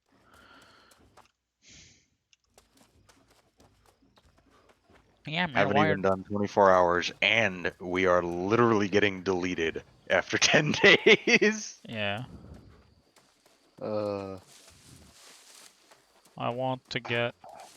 just release. Fuck, dude. I can deal with a lack of content. Just patch it in. Well, that's what fucking I No played. Man's Sky I is. played Warhammer. Which one? The MMO. That fucking Yeah, Age of Warhammer Reckoning. or Age of Reckoning. The game had absolutely no Nope. fucking content. Oh, They really? never added anything after release. They were working on things. They never added a goddamn thing. Wasn't The it private server has added more actual fucking content than the official developers ever did. didn't the officials didn't the devs go under anyways? To the private server? No, I don't think so. No, then the devs fucking just die off. Oh Isn't it? yeah, the devs just kind of like abandoned it pretty much after it released. It was who the fuck was it that developed it? Mythic Entertainment, I Yeah, think. Mythic. Yeah. They lied through their fucking teeth Yeah, Mythic in died. the They don't even exist anymore. hyping everything up. Yeah. I can't remember if they died because of the MMO's failure or if the MMO failed because they were dying. I mean, probably a little bit of both, but oh, time to kill Henry. Where's Henry? Oh, wait, they're the guys that made Dark Age of Camelot. Yeah. Fuck. They've reformed now. They're making Yeah, they're new still. MMO. No, some of them reformed under Broadsword Entertainment. I think isn't Broadsword didn't that fucking die too? Did it? Yeah, I think it did. Hold on, let me check. uh, which mythic is still known? Corporate honors. Because a lot of the developers that actually worked on Dark Age of Camelot, not like the studio Mythic itself, a lot of the developers are now working at Artcraft making Crowfall. And there's also a bunch of them working on that new. I don't even remember the name of it. Fuck. I can't even find anything on Broadsword.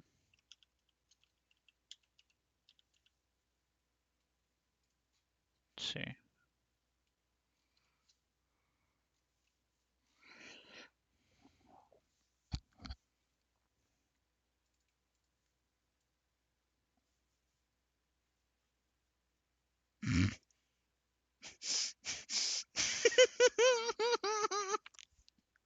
What? I will I will let joke explain itself. God.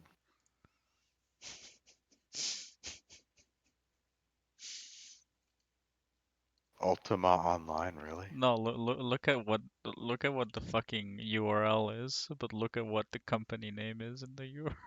Oh. Oh no. Cheeky has invited you to join Fenrir. I kinda want to, but I'm also in the biggest guild, so I can't do that. Fuck yeah, dude. Fenrir is such a cool fucking mythological creature. Yeah, but that's fucking yeah, man. We're totally a new company, MythicEntertainment.com. Oh fuck, dude.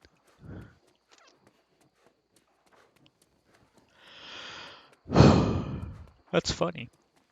Well, I suppose that settles that, huh?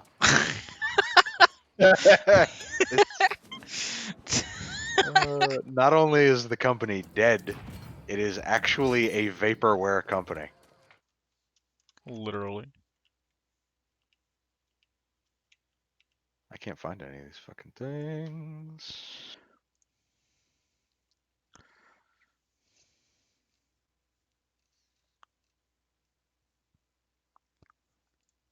Life staff.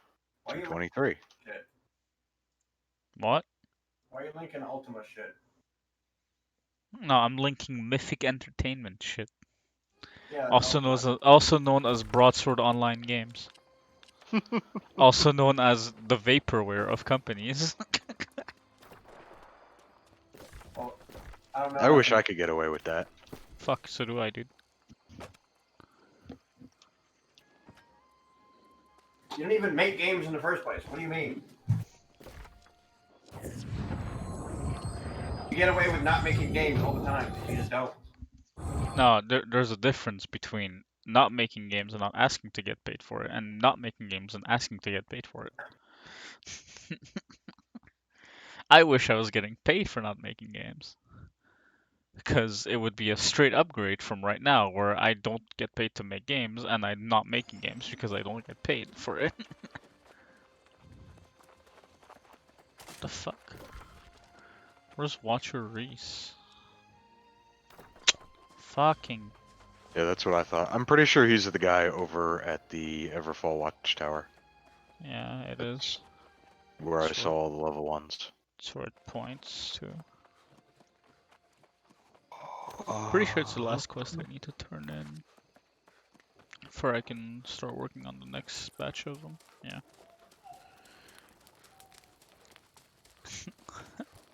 If I see a low level flagged up, I'm gonna fucking beat his ass.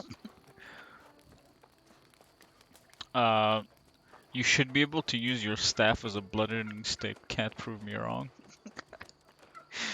I agree. The guy rolls up with a hatchet. You just start beating his ass like a fucking monk. Fuck out of here. Imagine making a game in 1997 and only releasing 8 4 X update. packs in between that. Well, they're not milking it at least. Yeah.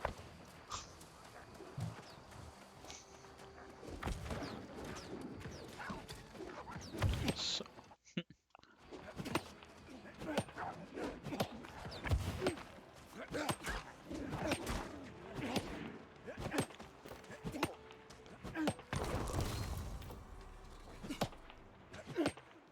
I can't catch up with these stupid fucking things.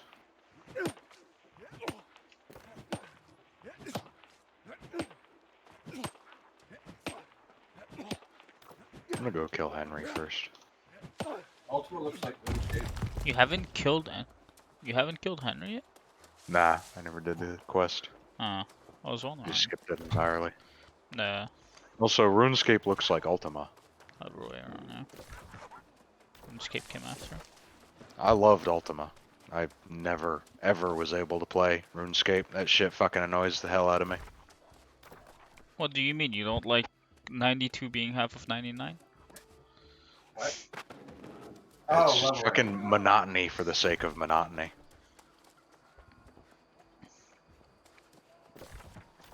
I never played RuneScape because I had better games to play at that time.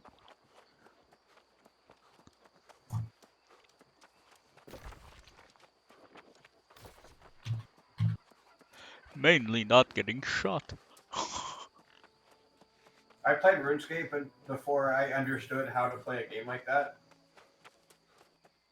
So like, I would just kill cows in the starter zone until I was level 40. Did I crash again? It's like the guy who got to level, what was it, Ah. 100 in Mists of Pandaria by literally just picking flowers. No, that guy was making a statement. That man was good. Ryan was a fucking child. Yeah, Ryan was literally a fucking child. I was like 9, and I was like, I don't know how to play this game, but Yeah, stabbing that's called- cows is fun, and I don't die, so. I mean, there's nothing wrong with that, honestly. What do you mean? There is everything wrong with that. I No, mean, I it's made a lot of- it's stupid as shit, but like, I made a lot if of Fits you're a money. Ryan. kid, you can't really be expected to know that. I made a lot of money with hides. I just like, hey, I have like a literal entire inventory full of hides. What do I do with it? One, my cousin tried to fucking do that shit in RuneScape once. He tried to get into it.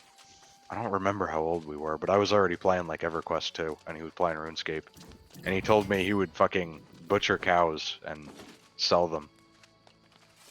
And that he could make a killing off of it, but that it was really boring and he would love some help. And then you I never... wish I knew you back then. I would have just pointed him in your direction. You and your little fucking autism.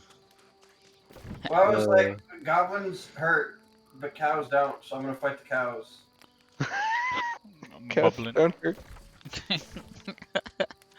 Fuck. Cows don't hurt. God. And I did that until I was level 40 and was technically strong enough to fight vampires. Imagine going from cows to vampires. Fucking Goblin Slayer, except it's just Ryan's RuneScape adventures slaughtering cows. Cow Slayer, yeah. Fucking. Oh my god, what the fuck, dude?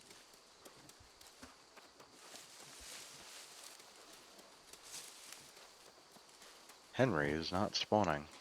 Yeah, you gotta wait. He's got like a 15-minute spawn time. Disregard, I lied. By He the just way, by spawned. the time you're supposed to fight vampires in RuneScape, that's literally the end game for. Well, back then it was the end game for free to play users. So I basically killed cows all the way to the end game. How do I get briar branches from briars? Fucking. Are you retarded? By the time you're supposed to fight vampires, you're also supposed to be able to do the Dragon Hunter or Dragon Slayer quest, which is the actual end game for free to players back then. Oh, jumped off. Yeah, it reminds me in because I used to play Maple Story. Ew. Fucking. I looked at it and I was like, I don't know what the fuck this is. How do I play this? And I never played it. Oh, yeah, I got to 200 on like 4 characters. My cousin played that a lot. Fucking. Literally, the only reason why I did it is because I had finished the only 2 games I had on my GameCube. And we didn't have any money for any other games. So I was like, I'll play this. It's free. And it can run on my fucking literal shit tier computer. That I still have. Because it's in 2D. And, yeah, fucking, there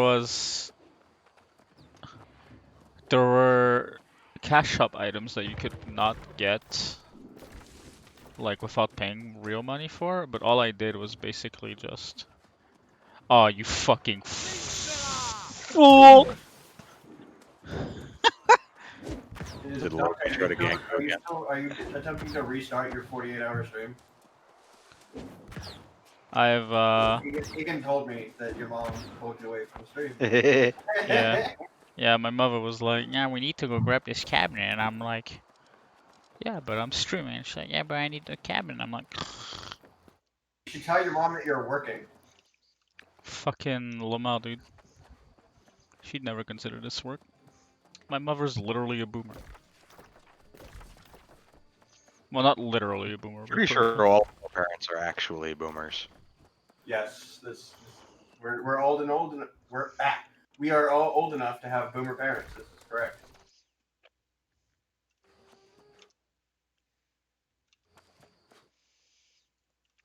Well, my mother is not actually a boomer, but close enough. How? Because she had me at 32 years old. That would mean... So she's what, like late 50s now? Mid 50s. Mid 50s? Yeah, that's a boomer. That's not a boomer. My dad's late 50s. Boomer is 1966, I think. 64. Which technically means my mother's not a boomer. Because she was born in 65. Okay, well, she's a boomer anyway. I still call her boomer. Don't worry. Literally every single time she says something that I don't like, I just say, okay, boomer, and she gets pissed off.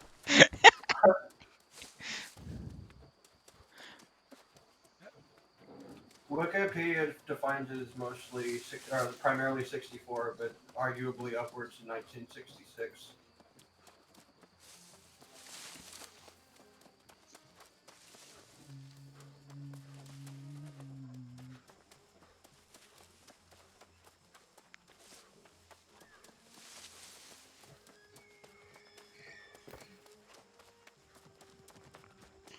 Assassin owns land, but no one has joined. Yeah, because they're fucking assholes for putting the price up so much. Of course no one's gonna fucking join your shitty ass guild. Duh.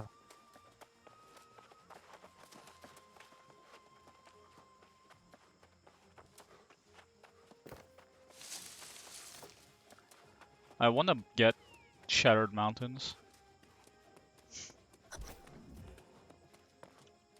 What's that? Huh? What's Shattered Mountains? In New World. Shattered Mountains is the top one. The most north. There, yeah. I forgot what it was called.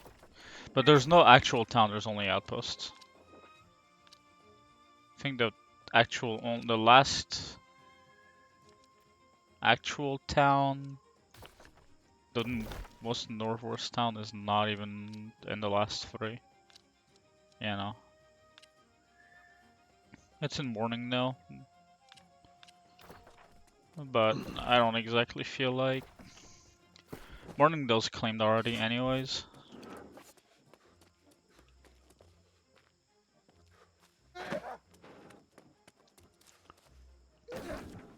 It's claimed by Covenant, right? Yeah. Or not Covenant.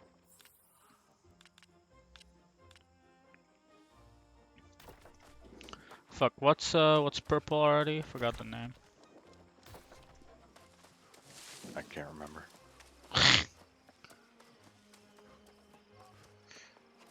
I don't have anything purple. I No. will soon. Don't worry. No, purple, the defection. Oh, Syndicate. Yeah, Syndicate, there you go. Increase storage by 50. Yeah. Syndicate and Marauder are literally the only. They're the only Worthwhile. choice right now. Covenant is dead. Covenant There's is nobody on actually. Covenant. They fucking the company that owns Cutlass Keys has like 20 people. Covenant's dead as shit. And they're gonna get wiped next fucking war.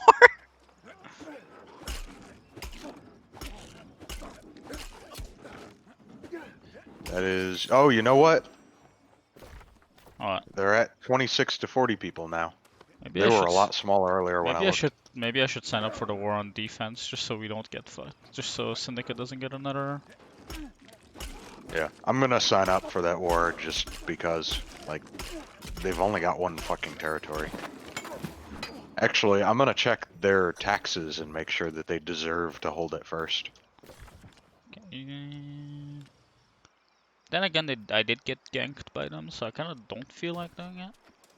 Oh, were they the ones that ganked you? Yeah. Oh, well. Fuck them. But then it's like, do I want? What's worse, you know? Ah,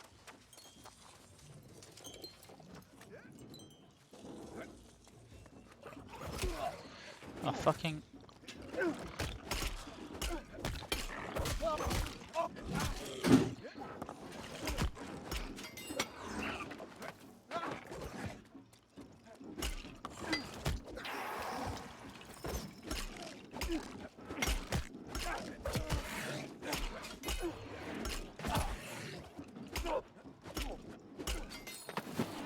oh, you're about to die, bro.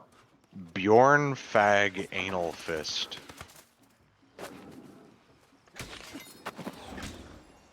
Wait, that's illegal. What's illegal? Anal fisting? I'm pretty sure that's illegal. No, it should be illegal. I mean, maybe it should be illegal, but that doesn't mean it is illegal. Weaver's Fen is where you can get oil. Incoming American declaration of war.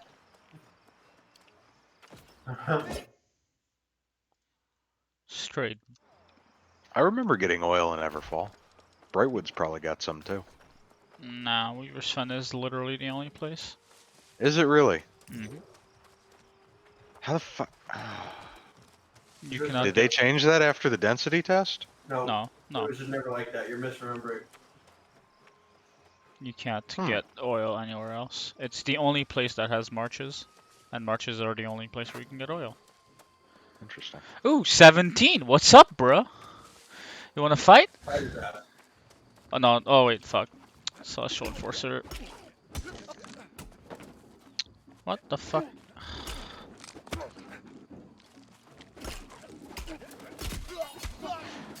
Get baited, you. Get baited, you fucking idiot.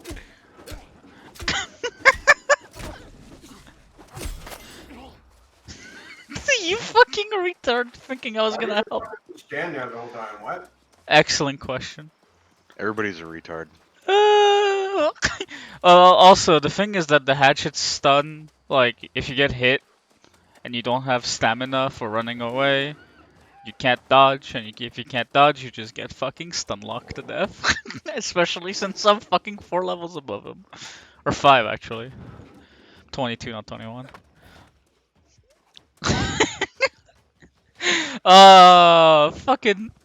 I basically did the thing that I told fucking Egan I was gonna do, right? Like, make it you know, look like I'm gonna help a guy, and then just fucking kill him. I took the XP from the fucking Celestial, and I took the XP from killing him.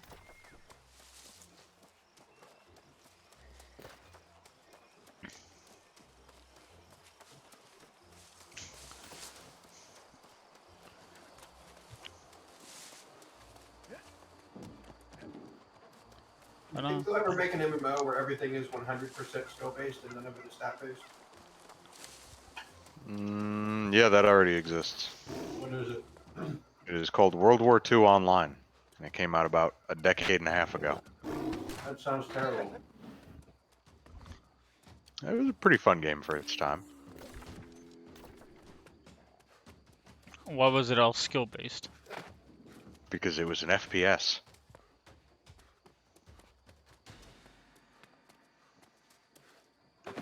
Oh, what, were the guns all like one shot headshot? No, every single gun did the same amount of damage. So you There just are zero stats. there are no stats. You've been memed.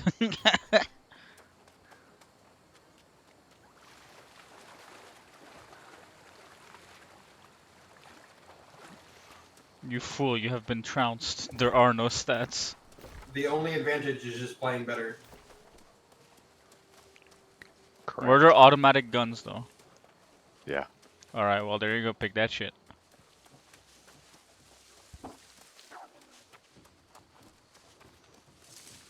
Fuck is your single shot rifle gonna do against a 600 RPM rifle? Puts a scope on it. Car 98, but they ran out of mounting things, so they just used duct tape. Car 98, but they didn't want to model it, so instead it is actually an M1 Garand. Reload. It's an M1 Garand, but it reloads like a Car Every 98. single time you rack the bolt, you hear ping. Uh,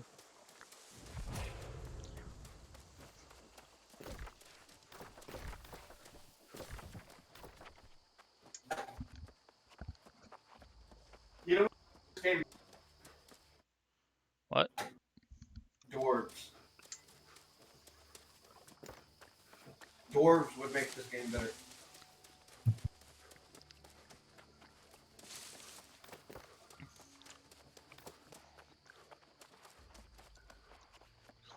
You know what would make it even better than dwarves? What? Dwarfs. Grorks.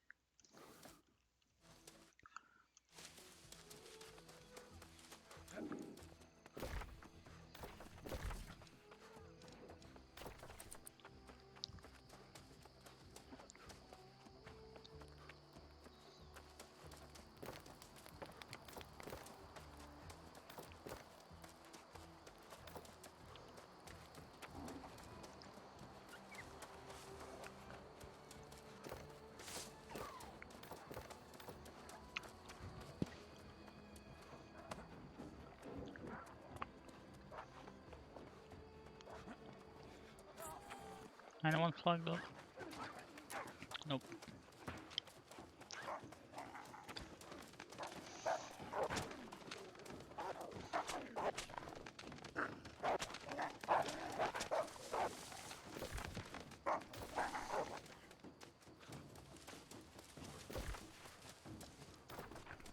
Come on, I need 4 more. This is not that hard.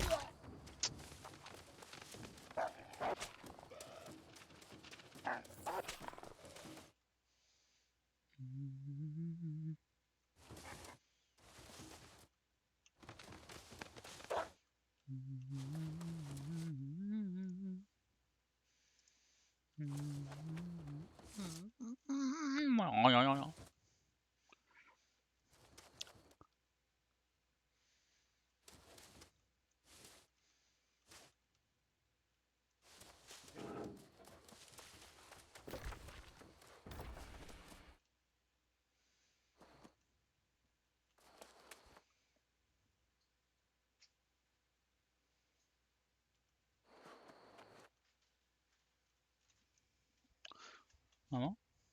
Ah, tu vas te coucher? Bonne nuit. Je suis en train de parler, ouais, principalement.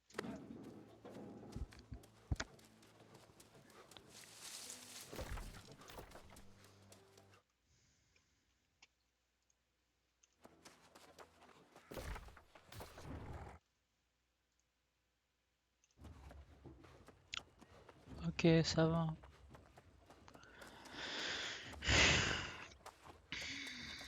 My mother's like, you play too much.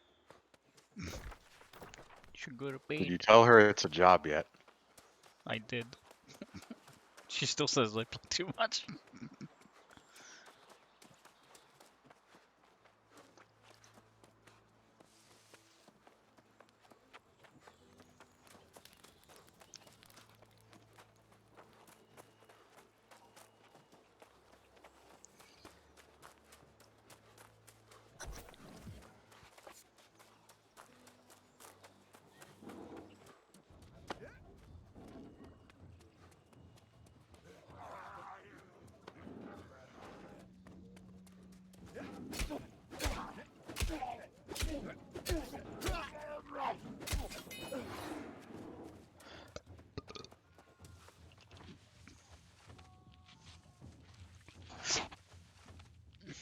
One, two,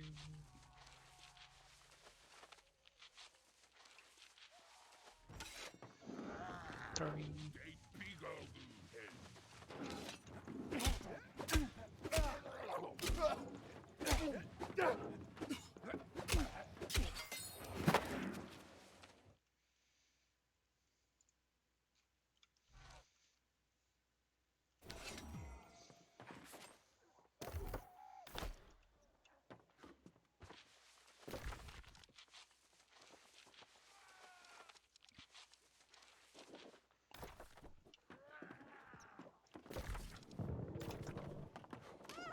Just gotta go back.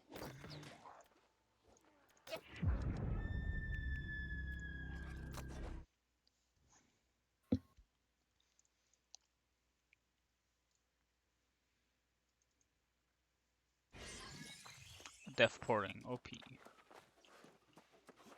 I should probably do this. Finish that. Shitty Warhammer.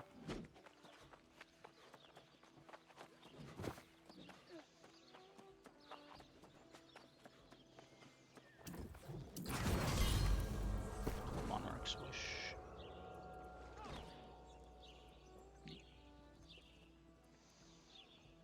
There we go. Some more health.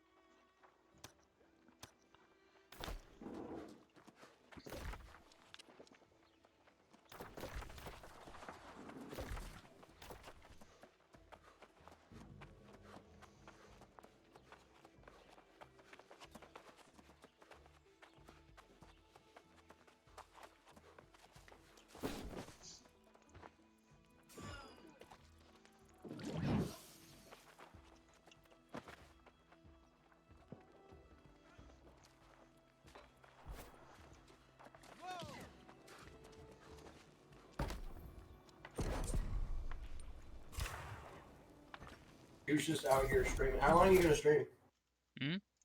How long are you gonna stream? 48 hours. Oh, you still doing that? I don't know. As long as I can. Because my mother decides to just unplug the fucking router, I can't really do that. I can't really do anything against that. I gotta kill rabbits. Fuck. Because the router is in the living room, so...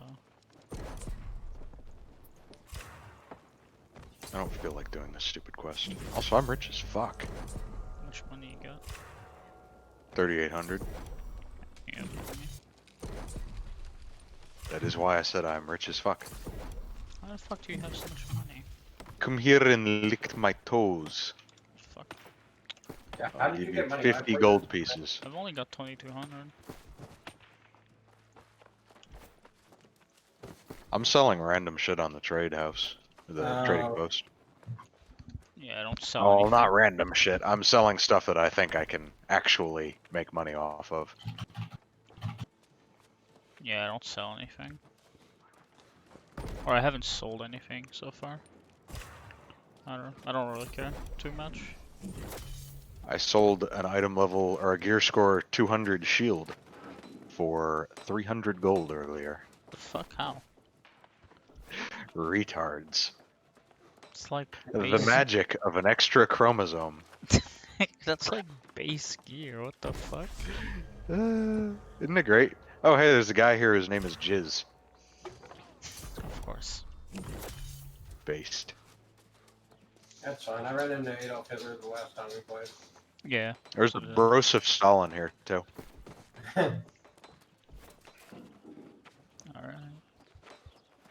Oh look, it's a Lesto TT. He's Private referring to Kane, station. Lomer. Look at this fucking fag. His name is Thex. Look at this fucking idiot. Jesus Christ. He's wearing a dress. Alright, you're not getting iron gear, fuck you.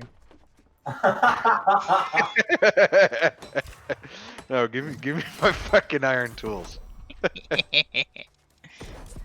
Give me my iron tools or I'm gonna take that dress away.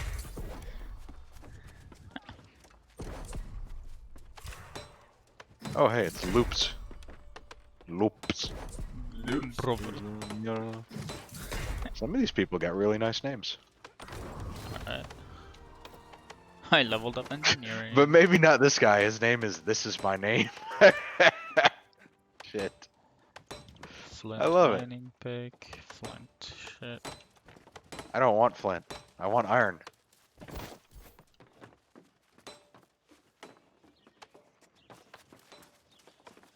Where the fuck are you?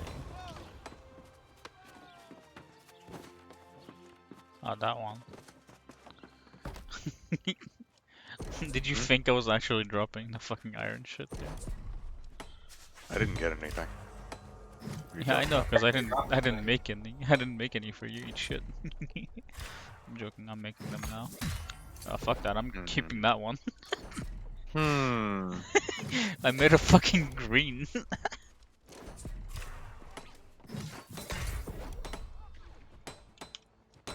Alright. Let's see where I am. I'll just go up here. I'll just go here.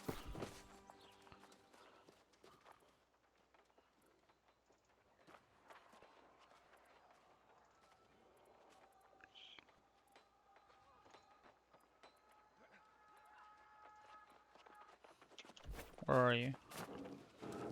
Right I'm next to the outside. house.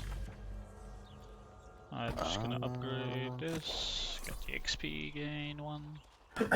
I have no idea which fucking house you're talking about. I'm Everything right is a in house. front of you, you fucking idiot. There you are. That's behind me, technically.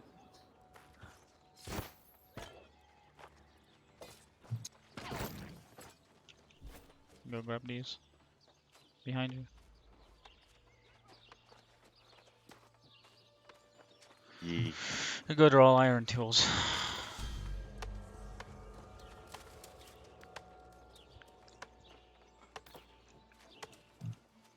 There you go, it's better for you now. Thank you. You're welcome. I don't think I need to do anything else. No, I'm good. Alright. I don't think I can make a better stuff yet anyways.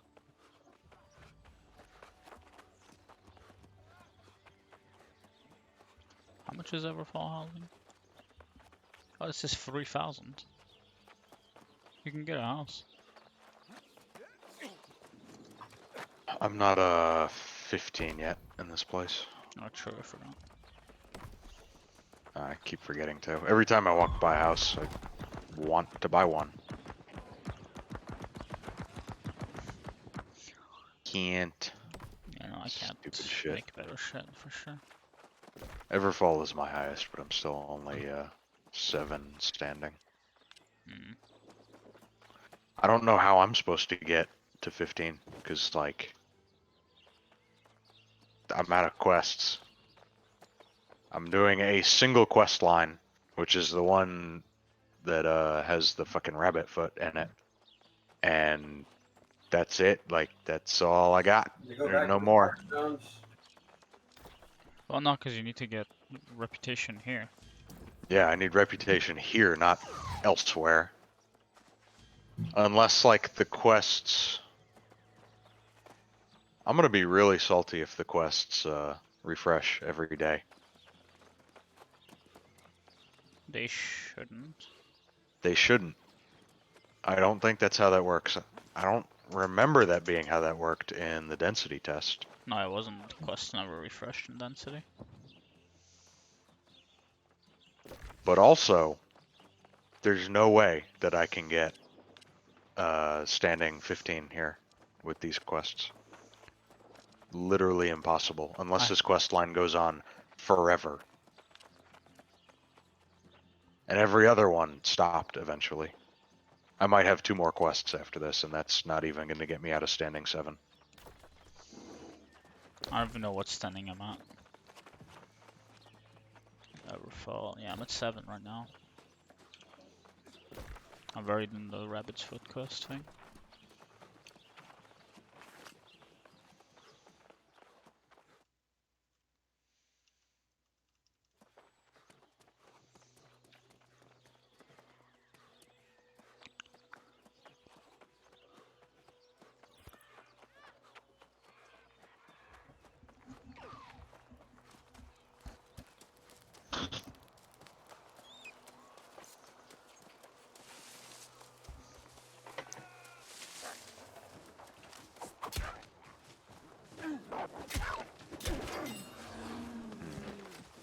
Oh. Alright. Alright. I'm going to bed. It's late Gay. enough. Oh, fuck, they want me to do the goddamn survey. Alright. It's only Fuck 'em. 1. Oh, I know, it's only like midnight for you. Yeah. Gay. Yeah, Week. but you I can gotta do homework tomorrow. Gay. Week. No, you, Mr. I want my mommy to bring me shopping.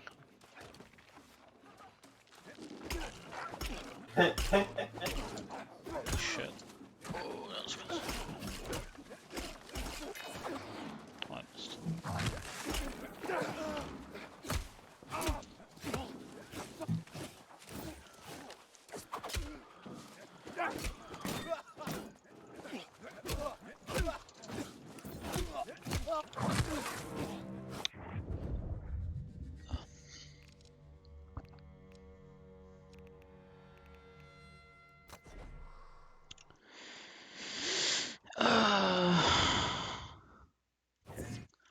All this stuff or not? Gear's still fine.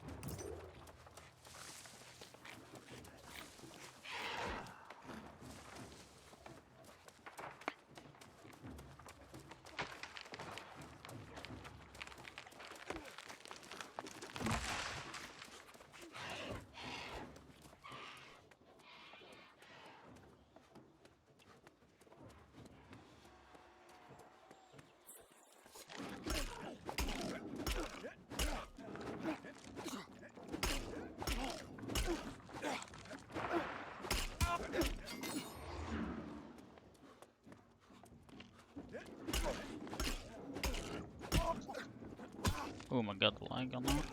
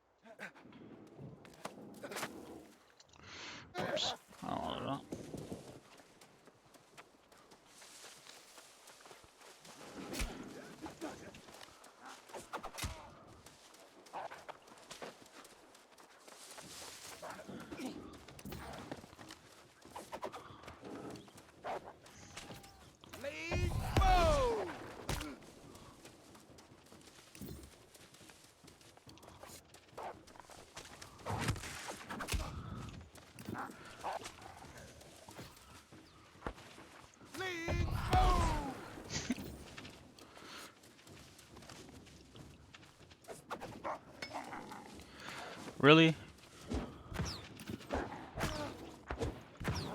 He's such a pussy, dude. What happened? What was it? He just ran away instead of fighting me. Even though when he fucking fought me, I was low health and I didn't run away. Really? So he's just a straight pussy.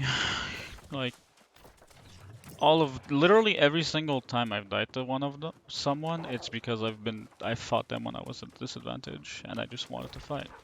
But as soon as they're at a disadvantage, because I get the drop on them because they're the ones that fucking started this, they just run away.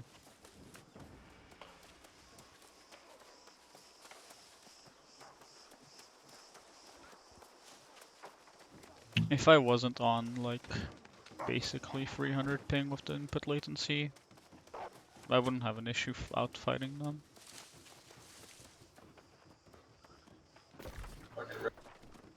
Yeah, I've got 150 to 60 act ping and like 150 input latency, 160. Why is this guy fucking fighting the skeletons literally 8 levels below what you need to actually do? Okay, get that.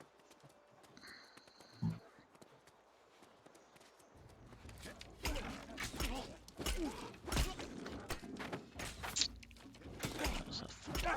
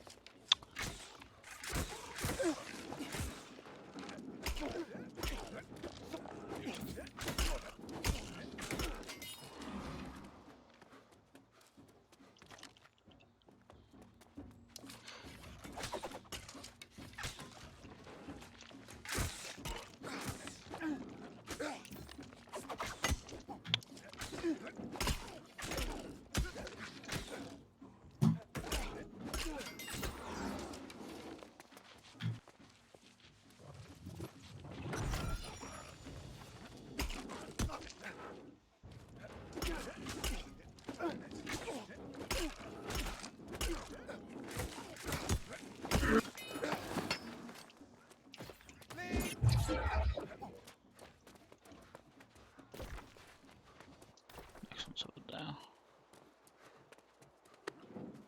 Yeet.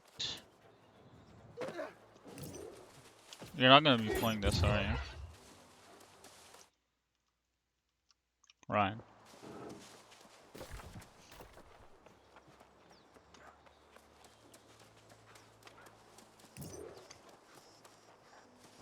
Alright, good talk.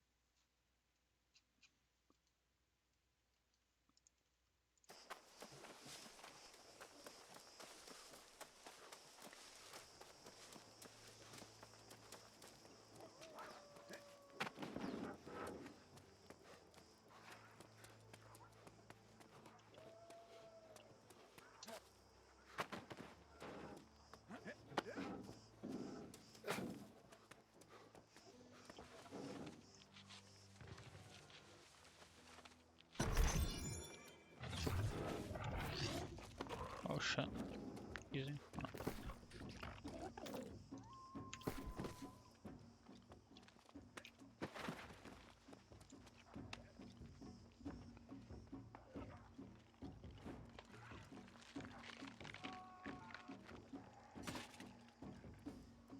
Still normal. Okay.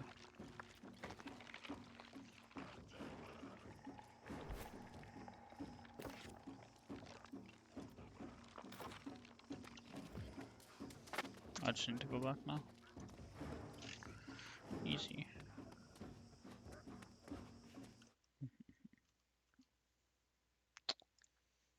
Oh, he's gone.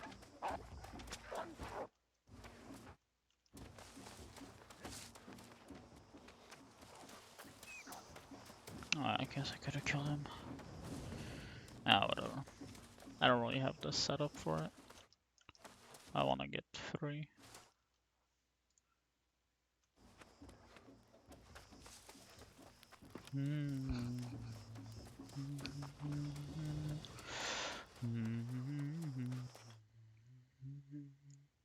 This is my daily driver, Samsung Galaxy Note 9, and it's about 2 years old at this point. And I know, some of you are probably asking yourselves, Linus, you could literally use any phone in the whole world. Why on earth are you using a 2-year-old Note? That's a good question. And the answer is that, honestly, the performance gains of newer devices just haven't been enough to make me accept their compromises. This thing still has a headphone jack. And so does the topic of today's video, sponsored by LG.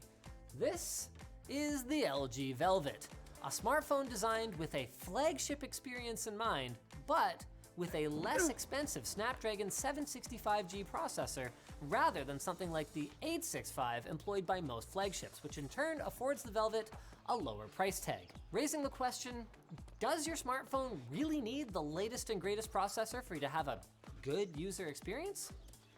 Well, that is just what we intend to find out, ladies and gentlemen, right after this intro, because the video is sponsored by LG.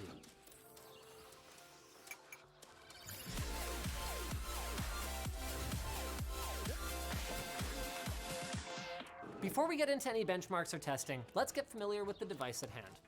On first glance, the Velvet looks and feels like any modern device. It has a big and beautiful 60Hz 6.8-inch OLED panel contributing to a nearly all-screen design, save for a small raindrop camera cutout at the top. And underneath, in true flagship fashion, is an integrated underscreen fingerprint sensor. The Velvet has stereo speakers with the earpiece acting as the second channel, a big old 4300 mAh battery, wireless charging, 5G support built directly into the SoC, that's pretty sweet, IP68 water and dust resistance, a full glass, velvety smooth design, and of course, a headphone jack. Around back, the Velvet's triple camera setup features a 48 megapixel main camera capable of 4K 30 FPS video recording, an 8 megapixel ultra wide camera, as well as a 5 megapixel depth sensor. Before we get into the last piece of the puzzle, the SoC or system on a chip, it's important to note that there are 3 main components of most smartphones that have the greatest effect on pricing: the display, the cameras, and of course, the SoC.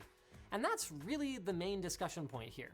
As we mentioned before, the Velvet is equipped with a Snapdragon 765G, probably not a processor you've heard much about until recently, what with all the discussion of phones being too expensive. And that's because the 765G is more affordable than the 865 that you're used to seeing in most flagship devices. In fact, the 765G is roughly half the price, and those savings go straight to improving other aspects of this device without additional burden on your wallet. Spec-wise, the 765G is configured slightly differently than what you might be used to with the 865 and its predecessors. It features Cortex A76-based CPU cores, comparable to last year's flagship Snapdragon 855, but with only 2 of the larger performance-oriented cores out of its 8-core layout, compared to the 4 out of 8 that the 855 and the 865 have. Another key note of the 765G is that the 5G cellular modem is built directly into the SoC, whereas phones with a Snapdragon 865 require an entirely separate modem added into the device to support 5G, which can be less power efficient and add cost. Now, that's not to say that the 765G is a slouch, because in synthetic benchmarks, it actually ranks better in single-threaded testing than the Snapdragon 845 in my daily driver Note 9, a phone which, as I mentioned, still meets my day-to-day needs perfectly. And that's really the statement that LG is making here with the Velvet. Yes, there are devices that objectively perform better with bigger benchmark scores, but does that actually matter in the day-to-day to normal users? To find out, we devised a few different testing scenarios to see if it really does make a difference. First, in classic fashion, we ran a little app launching test. And this is definitely not the be-all and end-all of user experience testing, but it does help to illustrate the differences between devices. And while it is noticeable, there's definitely not a huge difference between LG's Velvet and the S20 Plus 5G that we tested against. especially when you consider that an S20 Plus 5G is nearly twice the expected price. Then we ran a battery test using PCMark's Android Work 2.0 benchmark, which intends to simulate real-world power user battery drain with a set of productivity benchmarks running on loop. Now, the results weren't quite what we had hoped, given the lower power SoC, but when we adjust for the slightly different capacity of the two devices, battery life was indeed better. Next up is word processing. In both Microsoft Word and Excel, we loaded up large documents to test the loading speed, and the results were similar to our last test, with the Velvet falling slightly behind, more so in the 100,000 line Excel sheet. Smaller sheets, like our benchmarking results templates, loaded nearly as fast on both devices. But once you start to move around the graphs and the frame rate drops, well, the weakness of the Snapdragon 765G starts to show. Its GPU. And that right now is the biggest issue with the more affordable SoCs on the market, the GPUs, which are used for more than just gaming these days. While the CPU performance was comparable to my 2-year-old flagship Note 9, in 3D Mark, the GPU numbers showed the gap between the two was wider. But the weaker GPU limits a device to the standard 60Hz refresh rate when you want to run a QHD+ resolution. However, that works to the Velvet's advantage because the device only needs to push 60 FPS in a game to max out the capability of the display. We did observe that larger games like PUBG Mobile or Fortnite could take a bit longer to load up on the Velvet, but once you're playing, they're fluid even on high settings. At the end of the day though, this phone and the accompanying SoC are not made for those who want to be on the bleeding edge of performance. The thing is, yes, you can tell the difference if you put them side to side, but in the days that we used it, it's not like we noticed any weird slowdowns or anything like that. It felt like a regular smartphone. So if you're the type of person who just uses your phone for social media, emails, some light gaming, the Velvet could be an awesome way to get the newest features, like wireless charging, the latest OS, an OLED screen, and a standout design without breaking the bank. LG's pricing puts it at around $600. But here's the thing, if history is anything to go on, I wouldn't be surprised to see accessory bundles or promotions that position the Velvet as sort of like a brand name alternative to the devices from companies that you've never heard of on the shelf at your local carrier store. Their dual screen case in particular is a pretty cool value add, and LG has already telegraphed the move of doing bundles with this when they did a pre-order bundle for the European release of this phone that also included wireless earbuds. So, thanks to LG for sponsoring this video. If you're interested in the Velvet, you can check it out at the link in the video description. And hey, while you're down there, don't forget to check out lttstore.com. By the way, if you're looking for some more smartphone content, why not check out our recent video where we tried out an AliExpress phone water cooling kit. It's actually a pretty sick way to get maximum sustained performance out of your smartphone.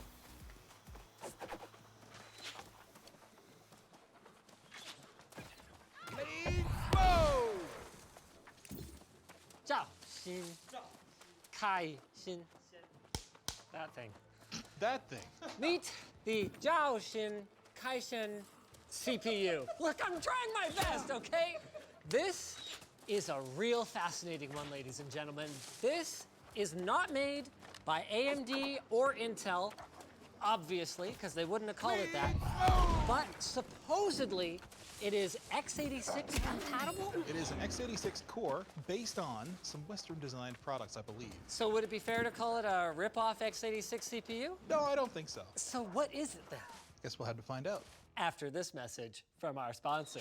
Ting is a customer-focused mobile provider and wants to help you save money by getting you to pay for only the mobile data you use.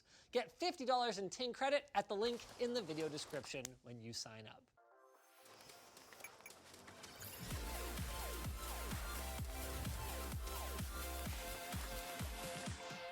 Where do you want to start on this? Should we boot it up first? Should we take the cooler off and have a look at it first? I think we should have a look at it first and see what we're dealing with. All right, you got regular DDR4 memory. Is this single channel, dual channel? I believe that's, You know? I think it's dual channel. It may not be. What's remarkable about it is how unremarkable it is. 24-pin power, 4-pin CPU connector, got your regular PWM fan connectors, PCI Express, M.2, like it's got all the modern features I would expect, just in like a slightly larger than ITX. I forget what this is called. It's not DTX because it's 3 slots, but it's just a bit of a weird Frankenstein form factor. That's the most bizarre thing about it. It's just like a normal looking motherboard. Even the I/O I would describe as like perfectly reasonable. Yeah, like it's kind of a lower end I/O kind of thing. You've Yeah. got the serial port, the VGA port. But Yeah. That's actually useful in industrial environments. It's even got a parallel port if you want to plug in like a ribbon cable. Look up that dot matrix. Dot matrix or like SCADA, HMIs and stuff. There's nothing about it on the surface to indicate that this is anything other than a normal computer until whoa! That's the Zhaoshin Kaishin. There are a few things that we can tell immediately about the HX002EA, was it? Yes. One is that it has onboard graphics because clearly this VGA and HDMI port need to be powered by something. Two, all of its I/O appears to be built directly into the CPU itself because since this is a very, very simple PCB, we can go straight from the CPU to the PCI Express slots, dead straight line, same for the RAM. There appears to be no additional controller or like North Bridge, South Bridge, or anything like that on the motherboard. What can you tell us about the specs of this chip? Like, is it single core, dual core? What frequency does it run at? What do we know about it? This is an 8-core Really? at 2.7 gigahertz. It is the Kaishan KX-U6780A. And it's based on VIA's Isaiah core. Really? So this has something to do with VIA then? They've managed to add a bunch of different features, including China's homegrown hashing algorithm, SM3 and SM4, as well as increasing the IPC by 25% and then another, I think, 2x or something like that. It's pretty crazy. They've added a S3 processing core for the GPU, which I don't know if you remember S3, but they used to be kind of a big deal before they kind of faded away. Nothing that impressive today probably, but I guess we'll see. Yeah. This could, I mean, they have an actual x86 license then. Yeah. Through VIA? Yeah. So this could actually just like be plug and play? This is crazy town. Of course it has perfectly normal HD audio. Everything about it is just so normal.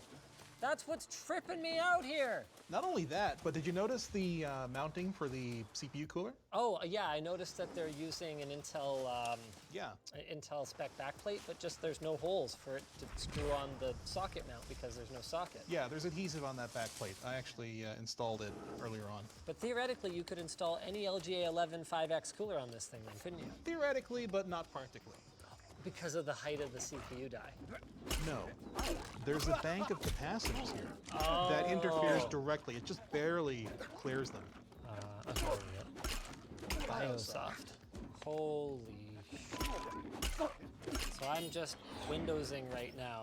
I'm running 60 hertz 4K with my Zhaoshin C960 series GPU at 400 megahertz, 10-bit DAC. It's worth mentioning that in order to get the graphics to work, I actually had to go and dig up a driver from HP's website. HP actually has a micro PC that runs on the Zhaoshin architecture. What? They do not. They do. Really? Like for sale in China or I think it's for sale in China. what's task manager? Well, completely normal. 8 cores, no SMT, so 8 threads. Memory is just showing up real normal, like 2133 megahertz. We weren't able to get into the BIOS, so I don't even know if we can adjust that. We can get into the BIOS. This is actually the UEFI installation of Windows, so we should be able to reboot into startup settings and get there. Powered by that, codename Wu Dao Ku, 28 nanometer. That's not correct, actually. Really? This should be the Lujia, yeah, what he said. It should also be 16 nanometer. 16 nanometer. The CPU ID is not reporting correctly in hardware info. It also says single channel memory, so maybe that's not right either. It's not just any 16 nanometer either. It's TSMC's FinFET. So this is like damn near cutting edge. More Sort or of. less. I mean, Yeah, like not quite, but it's not far off either. This thing, is it good? I don't know. Probably throw it up against some Cinebench, maybe. All right. We're gonna hit it They with some hints claim in a second. that it competes with the Core i5 7400. Shut up. Oh, CPU-Z seems to have a better idea of what's going on here. 16 nanometer, socket 1548, turboing up to 2.7 here. I saw that. Whoa! That graphics core though. So look, I can actually move the mouse around here, but it's like still dragging the window. This thing just trips me out so hard. So it does have some sort of, something that reports as a chipset, the KX6000. That's actually the CPU, so I believe it's all an SoC. CPU-Z knows it's dual channel memory. So let's fire up GPU-Z. Okay, so you just thought it was funny for me to open up GPU-Z and have it be completely blank? It's not funny, it's what it thinks the card is. There's nothing in here. It has no idea. It doesn't even know that there's a GPU in there. Even when it had the Microsoft Basic Display Adapter driver, it didn't know. Here we go, ladies and gentlemen. Cinebench R20. 8 cores. 8 cores, 8 threads. It's working. It's doing something. It's not even terribly slow, as far as I can tell. Don't quote me on that, though. Still wrapping my brain around this one, ladies and gentlemen. No, it does seem slow. This seems slow. This has got to be slow. I'm pretty sure this is slow. Don't spoil it. Don't spoil it. Well, I was just going to say that one thing that Centaur Technologies cores really kind of emphasized was the kind of performance that their clientele needed, and So just making it, cryptographic. yeah, like adequate performance for certain workloads. So their cores have generally been very simple and very small, and consequently also sip very little power. Oh, LTTstore.com, by the way. All colors in stock. It's done. 925 points. For context, I have a Ivy Bridge Core i5, though. That's a quad core at about 1,000. To be fair, it's probably fine for what they want to use it for. Let's game on it. Okay. Oh, you're not even going to try the onboard? Oh, come on. I couldn't drag a window around. I'm not even gonna. Do you want me to try it? It's a nothing burger. It doesn't work. Let's see if it just picks up this GPU right away and outputs to it. And it immediately worked. Time to benchmark this puppy. Oh yeah, look at that. It passes the window dragging around the screen test with flying colors. Let's fire up some CSGO here, ladies and gentlemen. The board that we got, It's not cheap. I thought that's the point of like Chinese knockoff stuff. Oh, Linus, What? that's not the point. The Chinese government has set a target to reduce its consumption or use, I guess, of Yeah. hardware and software made by external vendors by 2022. And this is a drop-in replacement. But it's so expensive. Well, you got to look at it from the perspective of where they were. Just like 4 years ago, these cores were way slower, and they were basically just modified Isaiah cores. So like in kind of the trajectory they're on, it could be a lot better very soon. But can they game as long as they're not a kid and it's not bedtime? 30 FPS in that CSGO right there. More like CS slow. Oh wow, yeah, this does not run well. As soon as the scene, you know what, hold on a second, I want to get a smoke. is this 4K? I do believe it is running at 4K, but with an RTX 2080, oh, it's 1080! Oh, I forgot I set a full screen 1080 startup option. That's terrible. Okay, how bad is the smoke gonna kill me here? Oh, not too bad, not too bad. It's getting 30, 40 FPS. Oh, I'm getting shot though. How are they even seeing me? Ah! Oh wow, those frame drops though. Oh no. No, so close! What? Okay, so I'm getting like 200 FPS right now. I guess it's the game Wait, logic. does it seem to be getting better? Like 40 here. No, it's not getting better. Walk faster. Dance. So there you have it. It sucks and it's overpriced, but it doesn't suck that much. And if it follows the same trend as other technology, the price shouldn't stay that high for long. Now all that remains is for us to check out some of the other options that China has to reduce its dependency on Western technology. Make sure you are subscribed, because one of them is like not x86 at all. One of them tries to emulate it, I think. We got a whole bunch of Oh man, Linus, You're in for an absolute treat here today. This is the Alienware Aurora R11 and it has one of the weirdest GPU coolers I've ever seen. Cool. And you know what's like the best part? What? Apparently it has 69% less noise. So do you want to open it up? Wait, we're gonna miss that opportunity? Nice. And I want to tell you about our sponsor. World of Warships is the free-to-play online strategy game. Though I need more reminders that Alienware is just Adele in alien clothes.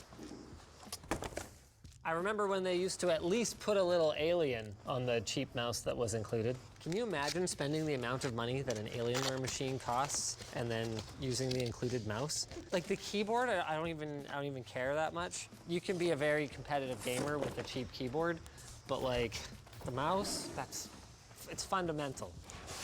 Hopefully the packing material's good. Aurora R11, you say? That's not a bad looking little machine.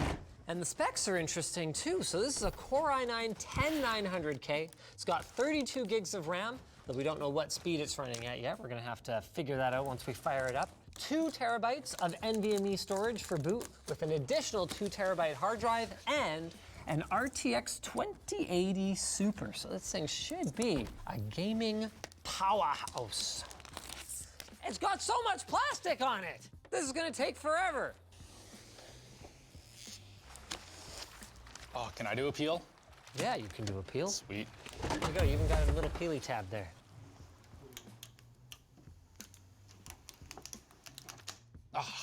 Right at the end. Really, Alex? I saved the best peel for myself. Honestly, though, it's hard to tell exactly what I'm looking at from the outside here. So the front seems to be kind of like a turbine-styled intake. You've got a couple USB 3s. Ooh, you got a Type-C there. That's pretty nice to see. Alien-shaped power button. On the top, you've got that vent that I showed you guys before. On the side here, you've got what seems to be a power supply intake, given that our power supply is right there, as well as another big intake. And at the back, you've got Dell still not bothering to powder coat their chassis or power supplies to make them match the black aesthetic of the rest of the case, for whatever reason. So I was talking to a power supply manufacturer about this at one point. I think it costs about 40 cents to coat the power supply black, something like that. Less than $1 though. While most people's instinct might be to plug the computer into the wall and fire it up, mine is to open it up and have a look at this supposedly crazy graphics cooling solution that you've got there. I can't quite figure out how to do it. There's like multiple unlocking tabs back here. I have no idea what I'm looking at. Do you want me to tell you or do you just want to figure it out? I want to figure it out. Okay. I'm gonna assume this screw has something to do with it. How do they manage to make the case so expensive? Like, do you guys have any idea how much the molding costs for a case like this would be? Like, we're talking deep into 6 figures, right? Oh yeah, easy. And yet, so cheap. It's shocking. As we saw from the outside, the 120 millimeter intake for the power supply is right up against the side panel there, so it's gonna be able to pull that nice fresh air in. Oh, hey, look at it go. That's pretty cool. Why is this power supply so big? It's modular and everything. Hey, since when does Alienware care about modular power supplies? Maybe since the cost savings of the copper cabling outweighed the additional expense of the modular PCB inside. Hey, got him. I don't actually know that for sure though. But enough teasing Dell about their, oh, for real? The 8-pin is a 6-pin. Did you notice that? It's missing 2 conductors. Like, really, guys? I know you don't actually need, you know, however many watts that connector carries for a mainstream CPU, like a 10900K, but like, really? Just, would the board run if you put an 8-pin in it? Here's what I want to know. If I plugged just 6 pins into a regular 8-pin connector, would it work? Because I know that 4 pins will also work in most cases. Yeah, the motherboard has the pins there. What the heck? What I want to do now, though, is take a closer look at this cooler solution. This is real interesting. What they've effectively done is just about quadruple the total amount of chassis space dedicated to graphics card cooling. One thing that surprises me, though, is how light it is. Like, it feels like this is just made of plastic. I was expecting, looking at it from the outside, I thought this was like aluminum fins or something. I mean, the radiator is definitely made of aluminum, but the other thing that surprises me is that the graphics card still seems to have not just a shroud, but actual cooling in it. Have we disassembled this yet? Yes, but Are you can do there it now. fins in here? Just take it apart. Okay. Well, that's basically what I expected to find inside. That is a surprisingly small radiator.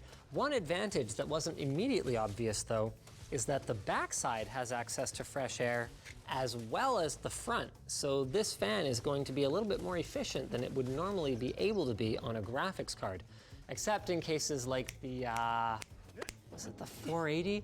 That had like vents in the back of the PCB so it could draw in more air. What a monster that thing was. This is the Asetek Rad card. And you might have never heard of Asetek, but if you've ever used an AIO water cooler, the internals were probably designed by Asetek. Their designs are used by the likes of Intel, Asus, Corsair, NZXT, VGA, Thermaltake, HP, Lenovo, MSI, and many more. The Rad card was created when Alienware came to Asetek and was like, hey guys, we need a GPU cooler that's super quiet, really cool. Oh, and by the way, you've got to make it fit easily into a tiny case. And what they came up with is this. It's got 6 tiny heat exchangers in series in here.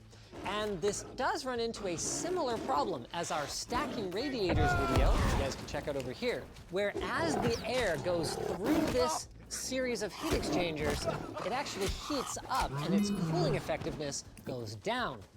But the good news is that Asetek did set this up in the correct way, as we also found in that video, so that the hottest air and the hottest water meet here at the back of the case, and the coolest air and the coolest water meet right here. So in terms of raw performance, this is not expected to actually even perform as well as a traditional radiator, where the coolest air is going to be hitting all of the water.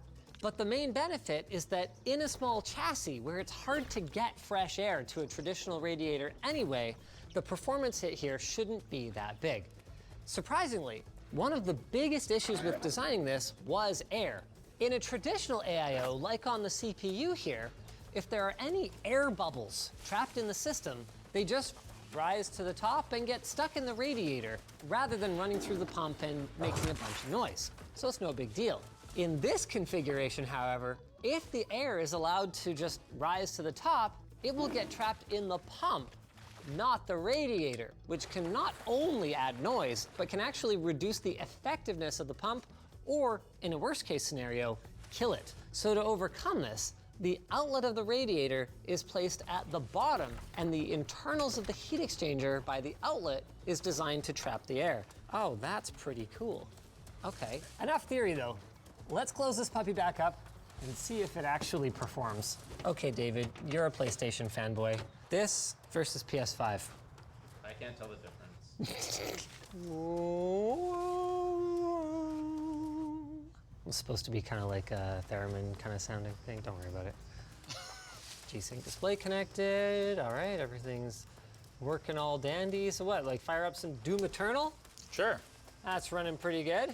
Oh, get the stats up there. Oh yeah, right. Doom has Hold the on. best stats. Hold on, I'm playing the game right now, okay? Blah blah. All right, there's our performance metrics. You happy?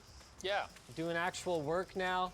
All right, so how we doing? We're getting 90 FPS, running friggin' Doom Eternal at 4K. That's a pretty good gaming experience, I would say. We got no GPU temps in here though. That's fine though, because I'm gonna let you guys in on a little secret. Movie magic. We already ran all the performance benchmarks against more typically cooled RTX 2080 Super anyway. And the results are pretty impressive. For our air cooler, we reached a maximum temperature of 80 degrees, at which point the GPU clock speed dropped to 1890 megahertz, which is slightly below the maximum clock speed it reached of 1950. So on its own, that's very impressive. But the PCI Express radiator is the gift that kept on giving, managing to keep our GPU at a maximum temperature of 69 degrees. Nice. With the clock speed dropping to just 1920 at its lowest. So this means the actual gaming performance of these two cards is very similar, but the PCI Express RAD has way more headroom before it's going to start throttling. These tests were done with the AC set to 22 degrees Celsius and the air cooler was just on the edge of thermal throttling. But it's summer now, and chances are you have a hard time keeping your computer room at 22 degrees. So as the temperature of your room increases, so too will the performance impact of having this PCI Express radiator design. You shouldn't see a significant drop until your room is a sweltering 33 degrees, at which point you might as well just go outside. But temps aren't the whole story here. Unfortunately, the PCI Express RAD was actually slightly louder, something that you guys can probably actually hear through my microphone if I get too close to this machine. So chances are the 69% reduction in noise that Asetek was talking about was compared to a blower style cooler on a GPU with, well, a blower cooler, but given that reference designs now use a more expensive dual fan setup, I don't really see the value in comparing to that.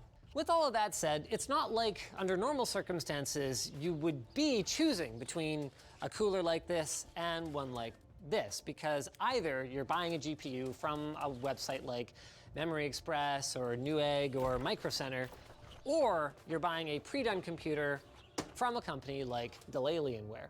Actually, with that said, it is possible that they would be using a blower style cooler in a case like this because it's so small and there's so little room to dissipate all the air that this would just be recirculating. They probably would be using a blower styler. So that does make sense. They're 69%. So it's 69% quieter compared to their low-end solution that they would normally use. But if you're an aftermarket buyer, I don't think you should be too choked that you can't get your hands on one of these. Hey, Linus, Yes, sir. how much do you think that the PCI RAD costs? Like the whole thing, including the block and everything? Like as an add-on to this computer? I would say that's going to cost you about $149.99. $200, not a bad guess. 200, that's Yeah. too much.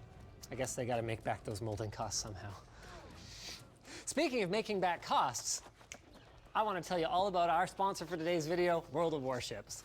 World of Warships is a free-to-play strategy action game that some would refer to as the thinking man's action game.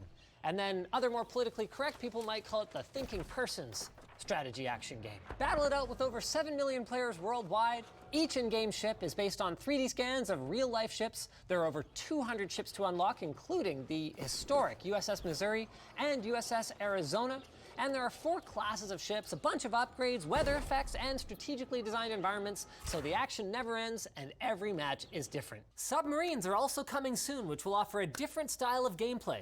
New players can use code READY4BATTLE2020 to receive 700 doubloons, 1 million credits, the USS Charleston ship, 7 days of premium time, and more. Check it out at the link in the video description. If you guys enjoyed this video where we, experimented with Alienware's products, why not the one where we tried to overclock one of their laptops with sub-zero cooling? Hey, they didn't skimp on the packing material though. This is good shit. You know, it's crazy if you think about it. Even going back 20 years, whether we're talking 20-pin versus 24-pin ATX or 4 versus 8-pin CPU connectors, motherboards and power supplies have been mostly interchangeable. You just left some pins unpopulated or had the extras hanging off the side and the system would limp along as best as it could. Well, today, that all changes. As far as I can tell, I am the first to go hands-on with the brand new ATX 12VO standard. Now, this looks perfectly normal at first glance. But wait, what about this? Gone is the 24-pin connector. Gone is the 5-volt rail. Gone is the 3.3-volt rail. They're not there. This will not work with your motherboard. But why though, Linus? Why do you wait so long to tell us about your sponsor? Like Glasswire. With Glasswire, you can instantly see your current and past network activity, detect malware, and block badly behaving apps on your PC or Android device. Use offer code Linus to get 25% off Glasswire at the link below.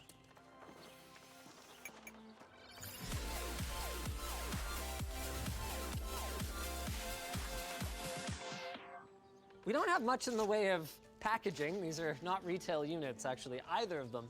But we're gonna do our best to unbox this thing. So, perfectly normal looking in every way, except if you look really closely. All we've got is 12 volt and 12 volt standby. None of the other typical rails that you'd find on a power supply. Also, the cabling harness has some extra little surprises for us. Replacing our 24-pin connector is this right here. So it's like a 10-pin brick, but there's actually only 9 conductors in it for whatever reason that would be. We've got a 4+4 pin, so the 12-volt CPU connector remains. In fact, this unit has, yep, here we go, 2 of them. There's another one of those. We've got a handful of 6-pin and 6+2s for our graphics cards. And then the other notable omission is, where's all the SATA and Molex connectors?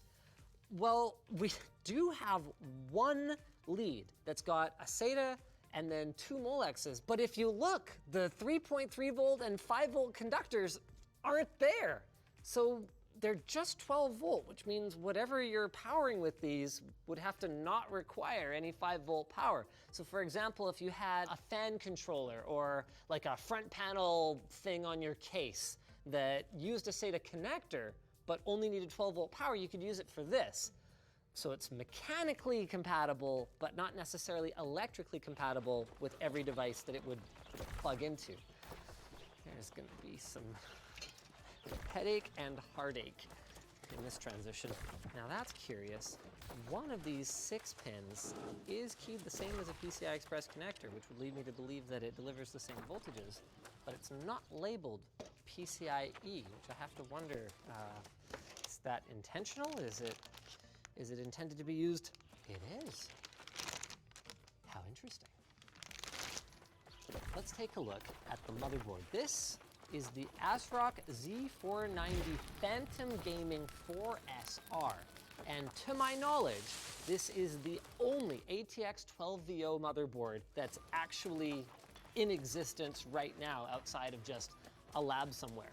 ASRock worked with Intel to develop this thing, and other than the ATX 12VO portion of the board, we'll have a look at in a moment here, it's pretty normal looking. So you got your LGA 1200 socket, dual channel memory, you got your DRM cooling, you got your dual PCIe 16X slots, all that normal stuff. But here, up here, this is where things get spicy. So that's where that 10-pin connector goes. This is called the ATX 12VO connector. And then that second 6-pin that is otherwise identical to PCI Express 6-pin is apparently called ATX Board Power 2. And then these are fascinating. So just like we saw on the Mac Pro, where if you wanted to plug in a SATA drive, you actually had to plug off of the motherboard in order to deliver power to it. Well, we're seeing exactly the same thing here. So these are SATA power connector 1 and 2. Remember what I said about that SATA power connector on the power supply? It doesn't have all of the conductors in it. So we actually need to take 12 volt into the motherboard, use this DC to DC conversion circuitry, and then come out here in order to properly power up a SATA drive. Before you ask where you can buy it though, this motherboard is not intended for sales in the regular channel, and it's actually for system integrators who want to be among the first to adopt this new standard. Let's talk about why. But first, some background. I don't want to learn! Too bad. At a very basic level, a computer power supply converts the AC, or alternating current from your wall, into the DC, or direct current that the integrated circuits in your PC need to operate. A CPU's logic gates wouldn't work very well if the electrons were flowing first one way, then the other, 60 times a second. The harder part of a power supply's job is that it needs to simultaneously do this multiple times over, supplying a variety of different voltages to the various parts of your system. And it needs to output within very tight tolerances to avoid unnecessary wear and tear. Think about how your house lights might dim a little bit when you fire up your clothes dryer. That ain't ideal for sensitive electronics. So a good power supply provides steady, clean power to, for example, your graphics card, whether your CPU is sitting there doing nothing or just spinning up a big rendering project. The final challenge for a power supply is that it needs to do all of this efficiently. Not only does any wasted energy get converted to heat, making your PC run hotter and louder due to the extra cooling requirements, it also just plain wastes energy, putting more strain on the electrical grid and adding more pollution to the environment with no real benefit whatsoever. So on the one hand, it's great that we've enjoyed this period of unprecedented intergenerational compatibility because the evolution of the ATX standard has been mostly geared around delivering more juice to keep up with ever more power-hungry hardware. But on the other hand, meanwhile, the rest of the world has been barreling towards an energy consumption crisis of humanity-threatening proportions. And industries like utilities, transportation, HVAC, and consumer electronics have been under pressure from regulatory bodies to hit ever more aggressive energy efficiency targets. So that is what's driving the new standard that we're looking at here. Now, to be clear, it's not like computer power supplies haven't gotten more efficient. 80+ marketing has been great for raising consumer awareness of power supply efficiency. But something you probably don't know is that a basic 80+ certified power supply is only required to hit 80% efficiency at 20% load or more, which only really happens when you're actually doing something with your computer. Let's take this machine for example. It's got a 650 watt power supply, and sitting here at the Windows desktop, it's sucking back anywhere between 60 and 80 watts. That's only about 9%. At these kinds of loads, according to Intel, we could be looking at as low as 50 to 60% efficiency. Let's swap out the power supply and motherboard with our new ATX 12VO setup and see how it goes. I actually have not tried this, so good luck, everybody. Now, I may have put myself at a bit of a disadvantage here because the lower you go in terms of power consumption, the less efficient a conventional power supply is. So the fact that I even have a discrete graphics card in here means that we might not see as extreme an improvement as we would if we were running, say, onboard graphics. Things like RGB lights on the memory are also going to contribute to that. I do still want to give it a crack though, given that this motherboard that we're trying out here is marketed as, I mean, gaming is right in the name, and it would be pretty atypical for a gamer to not at least have some manner of discrete graphics card in their system. My muscle memory was like, I'm hooking up a new motherboard, I'm gonna put in my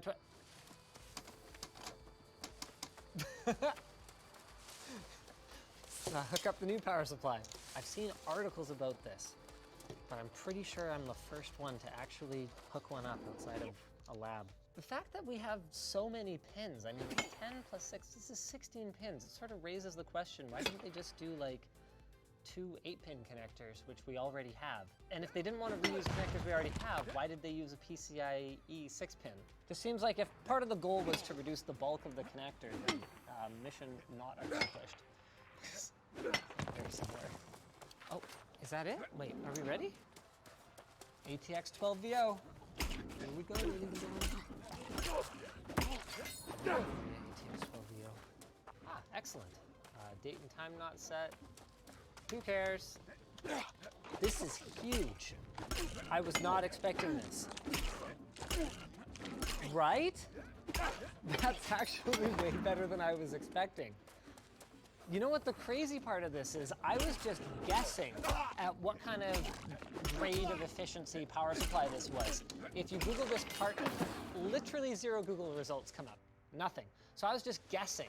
650, I know it's 650 watt, but I was guessing GD was gonna mean that they were targeting kind of 80 plus gold-ish efficiency. So that's why we picked an 80 plus gold power supply. So this is a Seasonic Focus Gold to compare it to. And even though we've got a graphics card and everything, and we just cut our idle power consumption literally in half, less than half. What about like rendering? I'm really glad you asked. So these changes are really focused on idle power consumption. And once you reach the wheelhouse of a conventional power supply, which is typically around 50% load, the advantages pretty much disappear. So that was why I didn't do like a heavy load test before and after. I'm not expecting really any savings there. So that raises the question, why is this so much better? I'm so glad we got this result because the rest of the video is scripted according to it's better. Here's the thing. Converting from AC to DC power is extremely inefficient, and conventional power supplies do it multiple times for the multiple voltages that they need to supply. Now, it's actually better to go from AC to 12 volt only, like we're doing here, and then derive the other required DC voltages from that. So Intel figures we should be able to get as high as 75% efficiency, even at just 8 to 10 watts. But minus, you might say. Some high-end power supplies do that already anyway. So to meet upcoming energy efficiency standards, like Top Runner from Japan, CEC Tier 2, and Energy Star 8.0, Intel and their partners went a step further. That is why the 12-volt down conversion is taking place here on the motherboard rather than in the power supply. Because the higher the voltage, the less conduction loss we're gonna need to deal with over the runs of wire that go to the motherboard. So by having only 12 volt and 12 volt standby coming from the power supply, you actually get marginally less loss there as well. Now there is an increase in board space, and you can see how much is required for not just the voltage conversion, but even these extra connectors that you need for things like, hard drives. But Intel says that from the boards that they've seen, this is still achievable for micro ATX boards. Now, it'll add some cost on the motherboard side, but you should end up saving some cost on the power supply side, and it should end up being about a wash for the consumer. So it works. Now what? For most people, nothing. At the moment, this standard is poised to play a much bigger role in system integrator machines that are targeting government or other institutions that have efficiency targets to hit, while the 24-pin standard still makes up for its inefficiency with the convenience of forward and backwards compatibility for enthusiasts. In the long term though, who knows? It might end up being a big success like the EPS 8-pin CPU connector that was ultimately adopted by AMD as processor power consumption exploded in the early noughts, or it might be a crushing failure like BTX, which incidentally was also an Intel standard that started out as a system integrator only play. Speaking of play me off to the sponsor. Thanks to Squarespace for sponsoring today's video. You may have heard of Squarespace. It's the easy way to make a website in minutes. Squarespace is... Do you cringe because every time you fire up a heavy game, you're greeted with the whine of your blower fan spinning up to max blowimatron on your graphics card? Oh, disgusting! Well, one solution is water cooling, but that's expensive and time-consuming, and not everybody is comfortable filling their electronics up with water. Let's face it, we can't all be complete mad lads. Oh, who's the idiot now? Fortunately, Ragentek has the solution for you. This is the Morpheus 8057, a huge GPU air cooler that apparently fits both NVIDIA and AMD graphics cards. And we are going to give this puppy a shot to see if it's a sizable upgrade over your stock cooler. And also, if it could be a simpler, more cost-effective solution than water cooling. You know what else is cost-effective? Telling you about our sponsor, Glasswire. With Glasswire, you can instantly see your current and past network activity, detect malware, and block badly behaving apps on your PC or Android device. Use offer code Linus and get 25% off Glasswire at the link in the video description.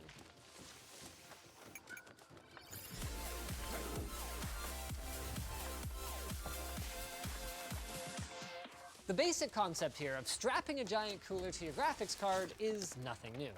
Last year, we put a tower CPU cooler onto an RTX 2080 Ti with great results. That is, as long as you don't want to install any expansion cards. And purpose-built products for this have existed for over a decade. So what's so special about this then? When it comes to performance, honestly speaking, probably not much. In fact, Ragentek appears to have reused photographs of one of their previous GPU coolers on the 8057 product page. But that's not necessarily a bad thing. Compared to the relatively small cooling elements that are included on many graphics cards, I'm expecting a reduction in noise and an improvement in performance out of this thing. So really then, the new model number comes down to compatibility. Rather than being stuck fabricating your own mounting hardware, the Morpheus 8057 includes everything that you will need to mount to either a reference PCB card from NVIDIA or from AMD. Certainly looks pretty nice. Highlights of the product include the 12 heat pipes, so you can see these 6 over on this side wrap around right there, and they terminate right here.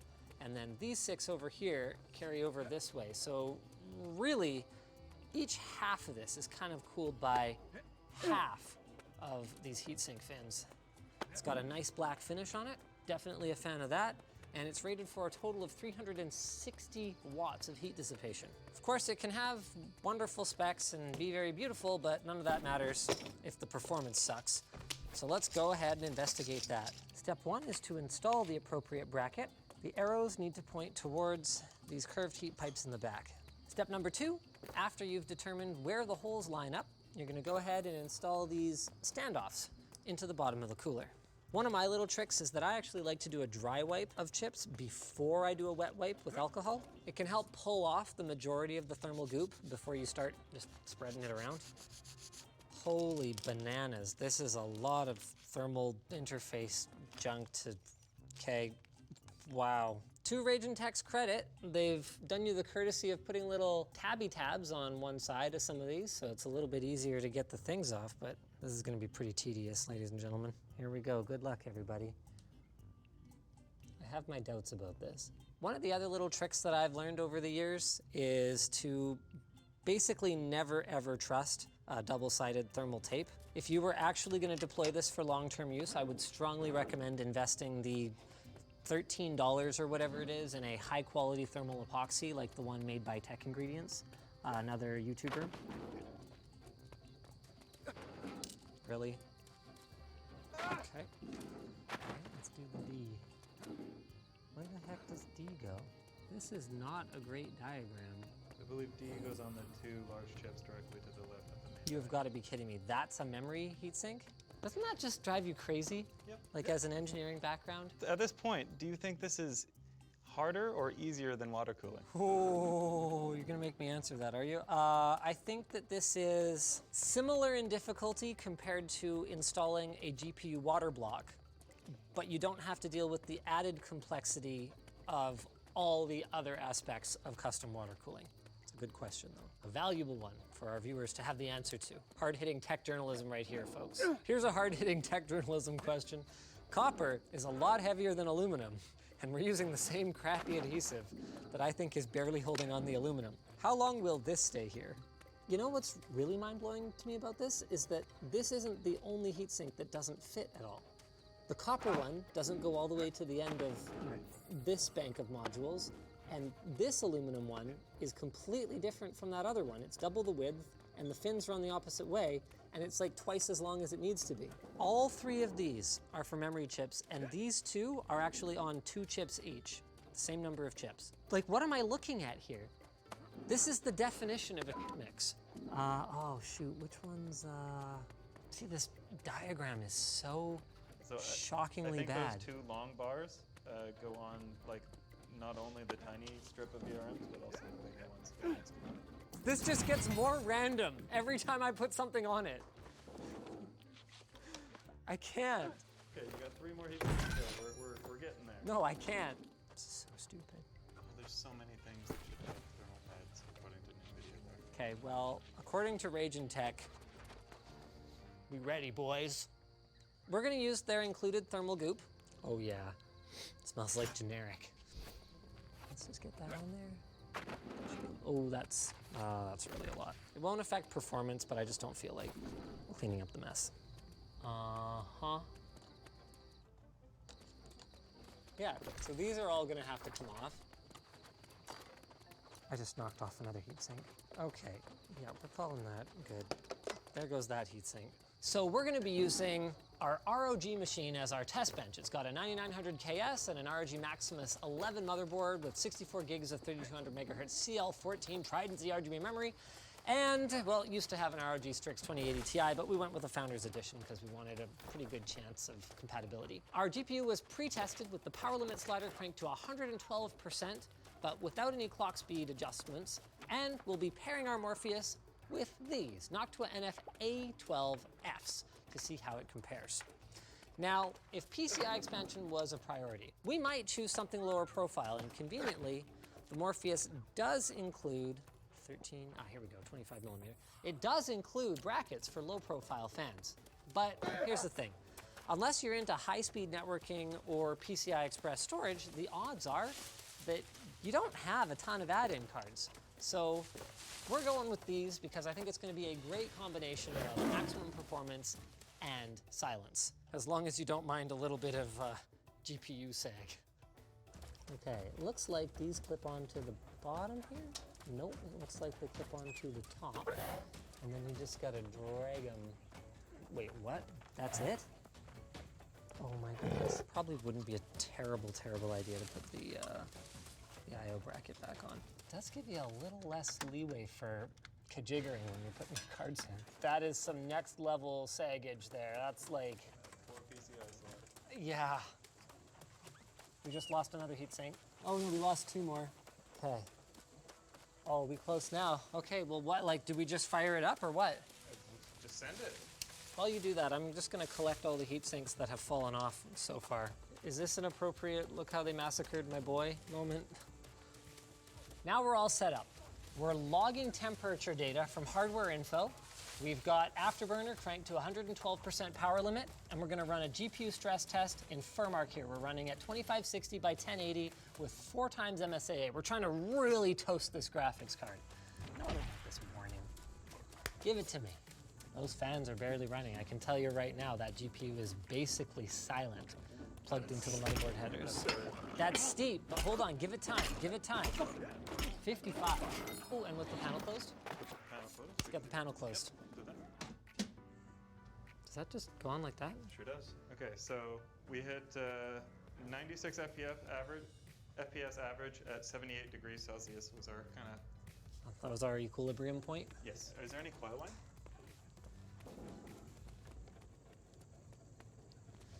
Curiously, not that I can detect, which is funny to me because I went and I water blocked an RTX Titan a little while back and it was just nasty in terms of coil line. This looks like it's settled in now. We're still running at 96 FPS. If we go ahead and pop open hardware info, we can see that we are at 1920, so we've not lost any of our maximum turbo here.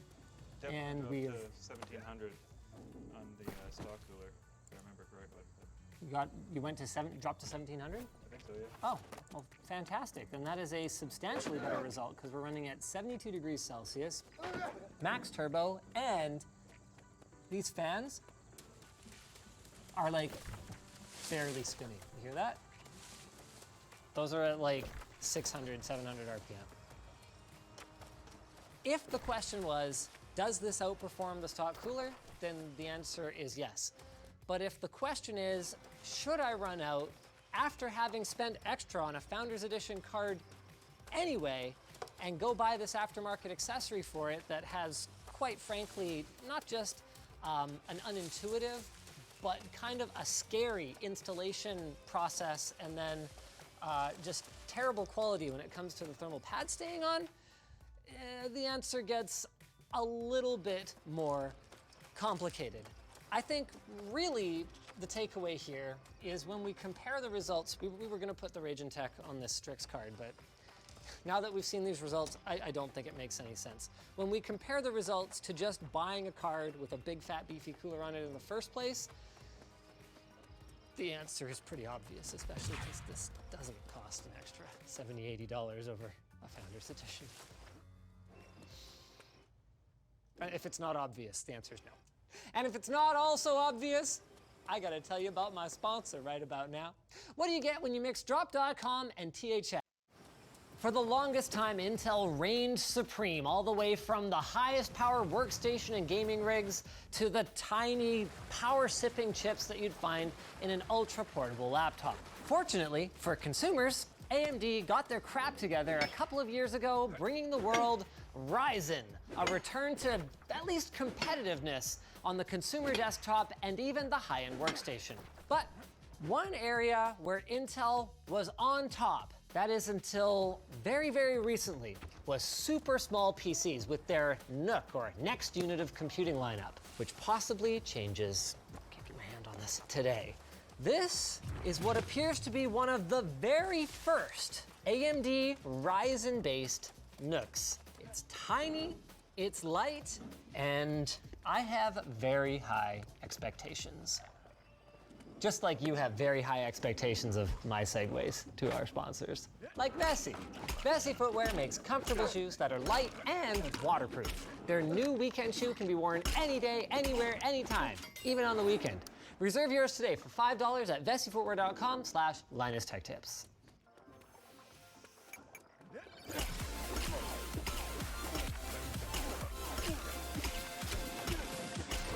Minis Forum's goal for the DMA-F5 on Indiegogo was like, what a weird number, like $13,500 or something like that. They ended up raising over 400 grand. So why don't we do a quick unboxing and have a look at what we get inside. So we've got a VESA compatible mount, so you can pop one of these on the back of your monitor if you want like an AIO look to your setup. We've got, wow, really? Apparently it includes what appears to be a little Bluetooth keyboard. So the receiver just tucks into the back, plug that puppy in. If you wanted to use this as like a media PC, for example, this would be great. I have something very similar at home. It appears that there's left and right click on here. Is this an Air Mouse too? I'm not sure, but it only came for like the early backers. Oh, only the early backers get this? Yeah. I'm jazzed to try this because mine is super bulky. It's one from Sedeco and I haven't been able to find an alternative to it yet. You also get a power brick, HDMI cable. That is a really short HDMI cable. That is a pinner HDMI cable. I mean, I guess it's good enough to go from a VESA mount to the bottom of the monitor, but that's about it, ladies and gentlemen. You get an equally pinner DisplayPort cable. I'm bringing back pinner, you know that, right? It's just because you're a pinner. Hey, there's no shame in being pinner. You've also got a USB Type-A to Micro-B charging cable for that included keyboard. I kind of inadvertently showed you guys how easy it is to get access to the internals, but let's take a tour of the outside first. On the front, we've got our power button, we've got a headphone jack, 2 Type-A USB 3s. Now this one, according to the Indiegogo page anyway, is 10 gig, and this one's 5 gig, but this one provides power even when it's sleeping, but it used to be color-coded yellow like those normally are. Now it's not, so I don't really know what the deal is with that. We've got a Type-C running at 10 gig, and then nothing on this side, nothing on this side. I keep accidentally popping that top off. And then over on the back, we've got a couple more 10 gigabit per second USB 3s, DisplayPort, HDMI, dual gigabit LAN, and power in. Okay, so that gives us a total of 1, 2, actually, apparently this front USB Type-C can be used as a display output, so that's 3 outputs. And because it's got dual LAN ports, one of the use cases that they advertise for it is actually as like a pfSense box, although personally I think I'd feel kind of limited by something like this. Anyway, let's formally open it up now. You've got 2 clicky doodads right here, and you just pop it off like that. That reveals, looks like we've got a SATA drive connector right here. It's not immediately apparent to me exactly where that's gonna mount to. To the bottom of the lid. 2 SODIMM memory slots for dual channel DDR4, as well as an M.2 slot over here. Now, what I can't immediately see is the cooling solution and socket for the CPU, or rather I should just say the BGA solder point to the CPU. Reveal your secrets! Oh, no, I didn't quite have it removed there. Secrets! Oh, it's plugged in, it's probably not best. Reveal them! Why is this not coming off? Oh, I see. So there's probably some clips or something for this back part here. Whoop. Oh. Hey, wow, that was awesome. Knocked that screw right into the parts tray. That's some advanced dropping technique right there. Oh my goodness. Why? Is this screwed in from the other side? Why? Maybe I overcomplicated things for myself. You know what? I bet I didn't see these screws because there was memory in the way. There they are. Way to go, Linus. See? The whole thing would have just popped off like that. I blame Jake. This seems to be a VRM heatsink of some sort. So let's go ahead and pop that puppy off.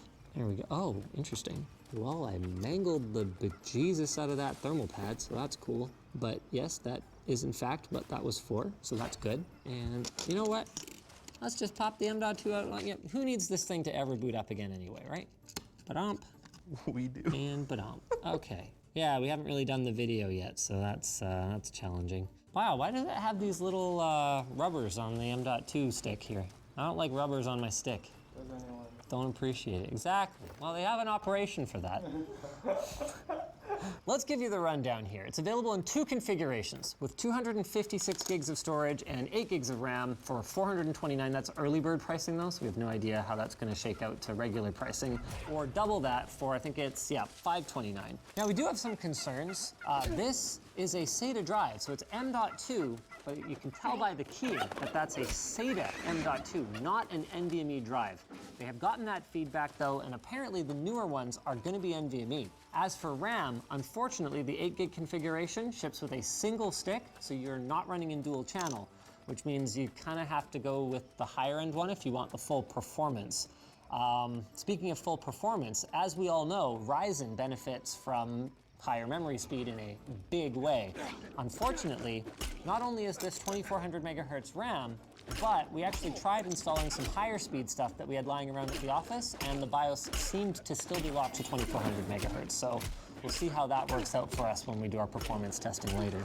Oh, nice. So we got AX Wi-Fi. So that's Wi-Fi 6 in there. That's pretty sweet. Hey, they took the Gamer's Nexus approach to thermal compound. You can't have too much, so don't even try. I have no idea which screws go where anymore. This is quite disassembled. Now we get our first look at the Ryzen 5 3550H APU that's installed in the system. Now, don't let AMD's confusing naming scheme mislead you here. Even though this is a 3000 series Ryzen, it is not Zen 2. It is unfortunately Zen Plus. Don't feel bad though if you didn't know that right off the hop. I too was bamboozled. The fact that I thought this was Zen 2 was one of the main reasons that I was so excited to check this thing out. So it's not 7 nanometer, it's 12 nanometer.